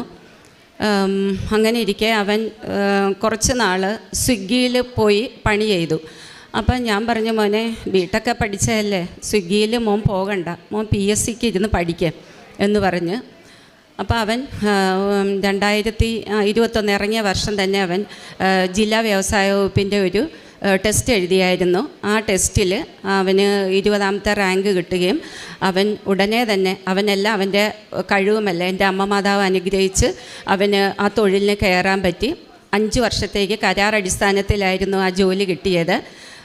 1.25 വർഷത്തോളം അവനതിൽ ജോലി ചെയ്തു. ജോലി ചെയ്തുകൊണ്ടിരിക്കെ PSC എഴുതിയ ലിസ്റ്റുകൾ വന്നു. ആദ്യം LGSൻ്റെ റിസൾട്ടിലുണ്ടായിരുന്നു. അത് കഴിഞ്ഞ് അപ്പം ഞാൻ ചോദിച്ചു, മോൻ കയറുന്നുണ്ടോ എന്ന് ചോദിച്ചപ്പോൾ ഇല്ലമ്മേ, കുറച്ചുകൂടെ ഒരു നല്ല ജോലിയുടെ പ്രതീക്ഷിക്കുന്നുണ്ട്, അമ്മ പ്രാർത്ഥിക്കുന്നുണ്ടല്ലേ. ഞാൻ പറഞ്ഞുണ്ട്. അത് കഴിഞ്ഞുകൊണ്ട് പോലീസിൻ്റെ ടെസ്റ്റ് വന്നു, പോലീസിൻ്റെ ഇൻ്റർവ്യൂ ഒക്കെ വന്നു, എല്ലാ ഫിസിക്കലിനും എല്ലാം പാസ്സായി. അപ്പോൾ ഓരോ പ്രാവശ്യം വരുമ്പോഴും ഞാൻ ഓർക്കും, അച്ഛൻ്റെ അനുഗ്രഹം ഒന്ന് എൻ്റെ മോൻ്റെ ആ ഹോൾ ടിക്കറ്റിലൊന്ന് കിട്ടിയിരുന്നെങ്കിൽ എന്ന് ആഗ്രഹിക്കും. പക്ഷെ മോൻ അവിടെ ജോലി ചെയ്യുന്നതുകൊണ്ട് അവന് ഇറങ്ങാൻ പറ്റത്തില്ലായിരുന്നു. അപ്പം ഞാൻ എന്നും ലൈനിൽ നിന്നിട്ട് വിഷമിച്ച് ഇങ്ങനെ നിൽക്കുമ്പോൾ അടുത്തുള്ളവർ പറയും, സാരമില്ല, അമ്മ മാതാവിനോട് പോയി നേരിട്ട് പറയാൻ പറയും. അങ്ങനെ മോൻ പോലീസിൽ കയറി. ഇപ്പം 6 മാസം കഴിഞ്ഞ് 7ാം മാസം തുടങ്ങാൻ പോകുന്നു. അപ്പം ഞാൻ അമ്മയോട് പറഞ്ഞു, അമ്മേ എറണാകുളത്താണ് മോന് പോസ്റ്റിംഗ് വരുന്നത്. ഹസ്ബൻഡാണ് ഹാർട്ടിനും കിഡ്നിക്കും ഒരുപാട് പ്രശ്നമുള്ളതാണ്. അപ്പോൾ എൻ്റെ അമ്മ മാതാവ് ആലപ്പുഴ നാട്ടിൽ തന്നെ എനിക്കൊരു ജോലി, എൻ്റെ മോനൊരു ജോലി തരണമേ എന്ന് പറഞ്ഞു. ഈ മിനിഞ്ഞാന്ന് എക്സൈസിൻ്റെ ഇത് വന്നു, കാർഡ് വന്നു. 15 ദിവസത്തിനുള്ളിൽ അവനോട് കയറണമെന്ന് പറഞ്ഞിട്ടുണ്ട്. അപ്പോൾ അതെൻ്റെ അമ്മ മാതാവ് എനിക്ക് അനുഗ്രഹിച്ച് തന്നതാണ് ആലപ്പുഴ നാട്ടിൽ തന്നെ. അതാണ് എൻ്റെ മകൻ്റെ കാര്യത്തിൽ ഒരുപാട് കൃപയാണ് എൻ്റെ അമ്മ മാതാവ് തന്നത്. പിന്നെ രണ്ടാമത്തെ വിഷയം പറയുകയാണെങ്കിൽ, ഗവൺമെൻറ്റിൻ്റെ 4 ലക്ഷത്തിൻ്റെ വീട് എനിക്ക് അനുവദിച്ച് തന്ന്, അതും അമ്മ മാതാവ് തന്നെയാണ് തന്നത്. അനുവദിച്ച് തന്നെങ്കിലും മുന്നോട്ടുള്ള പണിക്കൊന്നും എനിക്ക് സാമ്പത്തികം എങ്ങനെയാണെന്നൊന്നും എനിക്ക് അറിഞ്ഞുകൂടായിരുന്നു. മോനാണെങ്കിൽ ട്രെയിനിങ്ങിന് പോകുന്നതേ ഉള്ളൂ. അപ്പം ഞാനിതെല്ലാം ഇവിടെ വന്നിരുന്ന്, ഈ ആൾക്കാരെ വന്നിരുന്ന് മാതാവിനോട് ഞാൻ എപ്പോഴും പറയും, മാതാവ് ഇങ്ങനെയൊക്കെയാണ് കാര്യങ്ങൾ, എൻ്റെ കയ്യിൽ വേറെ ഒന്നുമില്ല, മാതാവ് ഒരു ലോൺ എനിക്ക് തന്ന് സഹായിക്കണം. അങ്ങനെ പറഞ്ഞു. ലോൺ ശരിയായി. കഴിഞ്ഞ ജനുവരി 26 കല്ലിട്ടപ്പോൾ കൃപാസനം പത്രം വെച്ച് ഞാൻ പ്രാർത്ഥിച്ചു, മാതാവേ ഒരുപാട് നീട്ടിക്കൊണ്ടുപോകരുത് എൻ്റെ ഈ പണി, കയ്യിൽ പൈസയൊന്നുമില്ല, ഈ ലോൺ അല്ലാതെ വേറൊന്നുമില്ല, നീട്ടിക്കൊണ്ടു പോകല്ലേ മാതാവേ എന്ന് പറഞ്ഞു. മാതാവ് ഈ കഴിഞ്ഞ ജനുവരി 26 കല്ലിട്ടു. ഡിസംബർ 30 പണി പൂർത്തിയാക്കി. 1 വർഷം പോലും എടുത്തില്ല മാതാവ്. ഡിസംബർ 30 എൻ്റെ അമ്മ മാതാവ് എനിക്ക് താക്കോല് തന്നു. പിന്നെ അടുത്ത എൻ്റെ ഒരു ഇതെന്ന് പറഞ്ഞാൽ, എൻ്റെ ഹസ്ബൻഡ് ഹാർട്ട് പേഷ്യൻറ്റും കിഡ്നി പേഷ്യൻറ്റും ആണെന്ന് പറഞ്ഞല്ലോ. ഓഗസ്റ്റ് 14 പുള്ളിക്ക് ഒരു കുഴച്ചിൽ പോലെ വന്നു. വണ്ടാനത്ത് കൊണ്ടുപോയപ്പോഴത്തേക്കും പറഞ്ഞു അറ്റാക്ക് വന്നതാണെന്ന് പറഞ്ഞു. അപ്പോൾ 15 വർഷം മുമ്പ് ഇതുപോലെ അറ്റാക്ക് വന്ന് 7 ബ്ലോക്കോളം ഉണ്ടായിരുന്നു. അപ്പോൾ ബൈപ്പാസ് സർജറി കഴിഞ്ഞ് 15ാമത്തെ വർഷമായിരുന്നു ഈ കഴിഞ്ഞു പോയത്. അപ്പോൾ കഴിഞ്ഞ ഓഗസ്റ്റ് 14 അറ്റാക്ക് വരികയും ഞങ്ങൾ വണ്ടാനത്ത് അഡ്മിറ്റ് ആകുകയും ചെയ്തു. അപ്പോൾ ആൻജിയോഗ്രാം ചെയ്യണം, എത്ര ബ്ലോക്ക് ഉണ്ടെന്ന് അറിയണമെന്ന് പറഞ്ഞു. അങ്ങനെ ആൻജിയോഗ്രാം ചെയ്തപ്പോൾ 4 ബ്ലോക്കോളം ഉണ്ട്. അപ്പം ഞാൻ ഉടനെ ഇവിടെ വന്ന അമ്മ മാതാവിനോട് പറഞ്ഞു, മാതാവേ ഇപ്പോൾ വീട് പണി, മോനിങ്ങനെയാണെങ്കിൽ ട്രെയിനിങ്ങിനാണ്, എൻ്റെ കയ്യിലൊന്നുമില്ല. അപ്പോൾ എൻ്റെ മാതാവ് ഇതിൻ്റെ റിസൾട്ട് വരുമ്പോൾ, ഡോക്ടറെ കാണിക്കാൻ പോകുന്നതേ ഉള്ളൂ, റിസൾട്ട് വരുമ്പോഴത്തേക്കും ഇത് ഇനിയൊരു സർജറി ആ ദേഹത്ത് വരുത്താതെ, കാരണം 15 വർഷത്തിന് മുമ്പ് നടന്ന സർജറിയുടെ അതിൻ്റെയൊക്കെ കുറേ വിഷമതകളൊക്കെ ഉണ്ടല്ലോ, അതുകൊണ്ട് ഇനിയും എൻ്റെ മാതാവ് ഒരു സർജറിയിലോട്ട് പോകല്ലേ മാതാവേ എന്ന് പറഞ്ഞു. അതുപോലെ തന്നെ ഡോക്ടറെ കാണിച്ചപ്പോൾ ഡോക്ടർ പറഞ്ഞ് സർജറി വേണ്ട, നമുക്ക് മരുന്നും ഗുളികയും കൊണ്ട് തന്നെ ഈ ബ്ലോക്കൊക്കെ അലിയിച്ച് കളയാമെന്ന് പറഞ്ഞു. അതൊരു വലിയ അനുഗ്രഹമായിരുന്നു. പിന്നെ എൻ്റെ അടുത്ത അനുഗ്രഹം എന്ന് പറഞ്ഞാൽ, ഞങ്ങൾ കുടുംബത്തിൽ നിന്നും വേറെ വീട്ടിലോട്ട് മാറി. ഇപ്പം ഞാൻ പറഞ്ഞല്ലോ, ഒരു വീട് മാതാവ് ഞങ്ങൾക്ക് തന്നെന്ന്. ആ വീട്ടിൽ താമസിച്ചപ്പോൾ ഞങ്ങൾ കുടുംബത്തിൽ നിന്ന് പേര് വെട്ടിയായിരുന്നു. അപ്പം ഞങ്ങൾക്ക് ഹസ്ബൻഡിന് ഹെൽത്ത് കാർഡ് കിട്ടാനായിട്ട് ഒരു മാർഗ്ഗവും ഇല്ലായിരുന്നു. ഒരുപാട് ഓഫീസുകൾ കയറി ഇറങ്ങി. ഇതിൻ്റെ ഏറ്റവും വലിയ ഓഫീസായ ദിശയിലൊക്കെ വിളിച്ച് അന്വേഷിച്ചപ്പോഴും പറഞ്ഞ്, നിങ്ങൾക്ക് ഉടനെ ഇനിയിപ്പോൾ ഇതില്ല, നിങ്ങൾ കാർഡ് പഴയ കാർഡിൽ നിന്നും വെട്ടി നിങ്ങൾ പുതിയതാക്കിയില്ലേ, അപ്പം ഇനി അടുത്തൊരു ഗവൺമെൻറ്റിൻ്റെ അറിയിപ്പുണ്ടാകുന്നിടം വരെ നിങ്ങൾക്ക് പറ്റത്തില്ല എന്ന് പറഞ്ഞ്. അപ്പം ഞാൻ മാതാവിനോട് പ്രാർത്ഥിച്ചു, മാതാവേ ഏറ്റവും വലിയ അത്ഭുതങ്ങൾ കാണിക്കുന്ന നീയല്ലേ, നീ തന്നെ ആ ഏറ്റവും മുകളിൽ പോയിരുന്നുണ്ട്, അത് എഴുതി തരണമെന്ന് പറഞ്ഞു. ഒരു മാസം കഴിഞ്ഞു ഞാൻ ജപമാല റാലിയിൽ പങ്കെടുത്തപ്പോൾ ഞാനത് പ്രാർത്ഥിച്ചുകൊണ്ടാണ് പോയത്. നവംബർ മാസമൊക്കെ ആയപ്പോഴത്തേക്കും ഹെൽത്ത് കാർഡ് റെഡിയായി. പക്ഷെ അത് എല്ലാവർക്കും അതിശയമായി. കാരണം ഒരു റേഷൻ കാർഡിൽ നിന്നും പേര് വെട്ടി മാറ്റിയിട്ട് പിന്നെ ഹെൽത്ത് കാർഡ് കിട്ടുക എന്നുള്ളത് അസാധ്യമായ കാര്യമായിരുന്നു. പക്ഷേ എൻ്റെ അമ്മ മാതാവിൻ്റെയും തിരുക്കുമാരൻ്റെയും അനുഗ്രഹം കൊണ്ട് എനിക്കത് കിട്ടി. പിന്നെ എനിക്ക് രണ്ട് ബ്രസ്റ്റിനും സിസ്റ്റ് ഉണ്ടായിരുന്നു. ഒരു 16 വർഷത്തോളം അതിന് പഴക്കമുണ്ടായിരുന്നു. അപ്പോൾ ഡോക്ടറെ കാണിച്ച് മരുന്ന് കഴിച്ച് കൊണ്ടിരിക്കുക. അപ്പോൾ ഡോക്ടർ പറഞ്ഞ് ഇനിയും വെച്ചുകൊണ്ടിരിക്കേണ്ട നമുക്കത്. അപ്പോൾ ഇടയ്ക്കിടയ്ക്ക് ഒരു 2 വർഷം കൂടുമ്പോൾ ഞാൻ മാമോഗ്രാം ചെയ്യുമായിരുന്നു. ചെയ്യുമ്പോഴൊക്കെ ഇത് കൂടിക്കൊണ്ടിരിക്കുന്നതല്ലാതെ കുറയുന്നില്ലായിരുന്നു. ലാസ്റ്റത്തെ മാമോഗ്രാം ചെയ്ത് കഴിഞ്ഞു. ഡോക്ടറിനെ റിസൾട്ട് കൊണ്ട് കാണിച്ചു. അപ്പോൾ ഡോക്ടർ പറഞ്ഞു ബയോപ്സി ചെയ്യണമെന്ന് പറഞ്ഞു. 16 വർഷമായതുകൊണ്ട് ബയോപ്സി ചെയ്തു. ബയോപ്സിക്ക് അയച്ചപ്പോൾ ഞാൻ മാതാവിനോട് പറഞ്ഞു, മാതാവേ കത്തി വയ്ക്കാൻ ഇടയാക്കരുത്, നെഗറ്റീവായിരിക്കണം അതിൻ്റെ ഫലമെന്ന് പറഞ്ഞു. റിസൾട്ട് വന്നപ്പോൾ നെഗറ്റീവാണ്. എങ്കിലും ഡോക്ടർ പറഞ്ഞു നമുക്കത് ഓപ്പറേഷൻ ചെയ്ത് കളയാമെന്ന്. ഞാൻ ഡോക്ടറിനോടൊന്നും പറഞ്ഞില്ല. ഞാൻ പറഞ്ഞു എൻ്റെ മനസ്സിൽ ഞാൻ പറഞ്ഞു എൻ്റെ അമ്മ മാതാവിൻ്റെ വെഞ്ചരിച്ച തൈലം ഇരിപ്പുണ്ട്, അത് മാത്രം എനിക്ക് മതി. അത് പുരട്ടി ഇപ്പം ഒരു 2 വർഷത്തോളമായി. ആ ബ്രസ്റ്റിലെ സിസ്റ്റ് എവിടെ പോയെന്ന് പോലും അറിഞ്ഞുകൂടാ. എനിക്കിപ്പോൾ പൂർണ്ണ സൗഖ്യമുണ്ട്. പിന്നെ ഞാൻ ഒരുപാട് പേർക്ക് വേണ്ടി പ്രാർത്ഥിക്കുന്നുണ്ട്. അവരുടെ വീടുകളിലൊക്കെ ചെന്ന് ചോദിക്കുമ്പോൾ എല്ലാവർക്കും അവരുടെ അസുഖത്തിന് കുറവുണ്ടെന്നാണ് പറയുന്നത്. പിന്നെ എൻ്റെ കുഞ്ഞമ്മയുടെ വീട് വയ്ക്കുന്ന സമയത്ത് ഒരുപാട് മണ്ണിടിച്ചിലുണ്ടായി. അവർക്ക് ഒരു 6 മാസത്തോളം കൊണ്ട് 3 ലക്ഷം രൂപ അവർക്ക് അടിത്തറ കെട്ടാൻ പറ്റുന്നില്ല. അടിത്തറ കെട്ടാൻ ശ്രമിക്കുമ്പോഴെല്ലാം മണ്ണിടിച്ചിലാണ് ഉണ്ടാകുന്നത്. അപ്പോൾ അവരൊരുപാട് പൂജകളൊക്കെ ചെയ്തു. അപ്പം ഞാൻ പറഞ്ഞു ഒരു കാര്യം ചെയ്യും, എന്തായാലും എല്ലാം നിങ്ങളുടെ അങ്ങനത്തെ എല്ലാം കഴിഞ്ഞില്ല, ഇനി എൻ്റെ അമ്മ മാതാവിൻ്റെ ഒരു 3 തുള്ളി വെഞ്ചരിച്ച തൈലം ഞാൻ തരാം, കുളിച്ച് ശുദ്ധമായിട്ട് നിങ്ങൾ അവിടെ കൊണ്ട് ഇടും, ഞാനിവിടെ വിശ്വാസ പ്രമാണം ചൊല്ലി ഞാൻ പ്രാർത്ഥിച്ചോളാമെന്ന് പറഞ്ഞു. അങ്ങനെ നമ്മൾ ഉടമ്പടി എടുത്തവർ കൊടുക്കാൻ പാടില്ല എന്നുണ്ട്. എങ്കിലും അമ്മ മാതാവിനോട് ഞാൻ ചോദിച്ചു, അനുവാദം മേടിച്ച് ക്ഷമ ചോദിച്ചതിന് ശേഷമാണ് കൊടുത്തു വിട്ടത്. അവിടെ ആ തൈലം കൊണ്ടിട്ട് ഞാനിവിടെ വിശ്വാസ പ്രമാണം ചൊല്ലി പ്രാർത്ഥിച്ചതിന് ശേഷം ഇന്ന് വരെ ആ പണിക്ക് മുടക്കം വന്നില്ല. അവരേതാണ്ട് 1.25 വർഷത്തോളം കൊണ്ട് വലിയൊരു വീടാണ് വെച്ചത്. വീടിൻ്റെ പണി തീർത്ത് പൂർത്തിയാക്കി. അപ്പോൾ അത് എൻ്റെ അമ്മ മാതാവിനോട് ഞാൻ വന്ന് സാക്ഷ്യം പറയുമെന്ന് പറഞ്ഞിട്ടുണ്ടായിരുന്നു. അതേപോലെ തന്നെ എൻ്റെ ഒരു കൂട്ടുകാരിയുടെ വീടിൻ്റെതും അവളും പറഞ്ഞു പ്രാർത്ഥിക്കണം, 1 വർഷത്തിനുള്ളിലെങ്കിൽ എനിക്ക് നടന്നു കിട്ടണമെന്ന് പറഞ്ഞു. അങ്ങനെ അത് പ്രാർത്ഥിച്ചു. അതും എൻ്റെ അമ്മ മാതാവ് സാധിച്ചു വന്നു. അങ്ങനെ ഞാൻ പ്രാർത്ഥിച്ച ഒരു കാര്യങ്ങൾക്കും എൻ്റെ അമ്മ മാതാവ് തടസ്സമില്ലായിരുന്നു. എല്ലാം എനിക്ക് തന്നെ അറിഞ്ഞുകൂടെ എങ്ങനെയാണ് ഇതെല്ലാം സാധിക്കുന്നതെന്നുള്ളത്. പിന്നെ പ്രേക്ഷിത പ്രവർത്തനം എല്ലാ മാസവും, ഒരു മാസം എനിക്കിവിടെ വരാൻ പറ്റിയില്ല, പിറ്റേ മാസം വന്ന് പത്രം മേടിച്ചു എല്ലാ വീടുകളിലും ആദ്യം ഒരു ഭാഗത്ത് കൊടുക്കും, പിന്നെ വേറൊരു ഭാഗത്ത് കൊടുക്കും. എല്ലാവരും എൻ്റെ കർത്താവിനെ അറിയാൻ വേണ്ടി പ്രേക്ഷിത പ്രവർത്തനങ്ങളൊക്കെ ഞാൻ ചെയ്യുന്നുണ്ട്. പിന്നെ എനിക്ക് ഇച്ചിരി പോകാൻ പറ്റാത്ത രോഗികളെ ഹോസ്പിറ്റലിൽ പോയി കാണാനുള്ളൊരു എന്തോ ഒരു ഹസ്ബൻഡിനെയും കൊണ്ട് പോകുന്നുണ്ട് വരുന്നുണ്ടെങ്കിലും എനിക്ക് അതിലൊരു പറ്റുന്നില്ല. എങ്കിലും അറിയുന്ന സ്ഥലങ്ങളിലെല്ലാം പോയി ഞാൻ എനിക്കാവുന്ന പോലെയും അവരെ ഞാൻ നോക്കുകയും എന്നാലാവുന്ന പോലെയുള്ള ചെറിയ സഹായങ്ങൾ ഞാൻ ചെയ്യുകയും ചെയ്യുന്നുണ്ട്.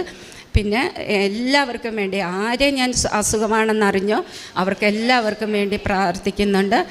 ഇതെല്ലാം എൻ്റെ മാതാവും തിരുക്കുമാരനും സാധിച്ചു തന്നതാണ്. ഇനിയും എൻ്റെ അമ്മ മാതാവും ഇനി എനിക്ക് ഒരേ ഒരു പ്രാർത്ഥനയുള്ളൂ, എൻ്റെ മരണം വരെ അമ്മ മാതാവും തിരുക്കുമാരനും പിതാവിൻ്റെ പരിശുദ്ധാത്മാവും ഞങ്ങളുടെ കുടുംബത്തെ കാത്തുകൊള്ളണമേ എന്ന്. ഇതൊക്കെയാണ് എൻ്റെ മാതാവും എൻ്റെ കർത്താവും തന്ന അനുഗ്രഹങ്ങൾ. കോടാനുകൂടി നന്ദി സ്തുതി അർപ്പിച്ചുകൊണ്ട് ഞാൻ കോടാനുകൂടി നന്ദി സ്തുതി അർപ്പിക്കുന്നു. നന്ദി എൻ്റെ മാതാവിനും എൻ്റെ കർത്താവിനും. സകല ജനതകൾക്കും വേണ്ടിയിട്ടുള്ള സന്തോഷത്തിൻ്റെ സദ്വാർത്തയായിട്ടാണ് ഈശോയുടെ ജനനം ദൈവദൂതൻ ആട്ടിടയന്മാരെ അറിയിക്കുന്നത്. ലൂക്കായുടെ വിശുദ്ധ സുവിശേഷം 2:10 നമുക്ക് തിരുവചനങ്ങൾ ശ്രവിക്കുവാൻ കഴിയും. ഈശോയുടെ ജനനം സകല ജനതകൾക്കും വേണ്ടിയിട്ടുള്ള സന്തോഷത്തിൻ്റെ സദ്വാർത്തയാകുന്നത്, അത് അനുഭവത്തിലേക്ക് വരുന്ന ഓരോ മക്കൾ ഇവിടെ വന്ന് പറയുമ്പോൾ നമുക്ക് അവരുടെ അനുഭവം, അവർക്ക് ബോധ്യങ്ങളിൽ നിന്നാണ് അവരനുഭവ സാക്ഷ്യമായിട്ട് ഇവിടെ പറയുക. അപ്പോഴത് എങ്ങനെയാണ് അവർക്കത് ഈശോ അവർക്ക് ആരാണ്, അവരെങ്ങനെ അനുഭവിക്കുന്നു, അനുഭവിച്ച സത്യത്തെ മൂടി വയ്ക്കുവാൻ സാധിക്കില്ല.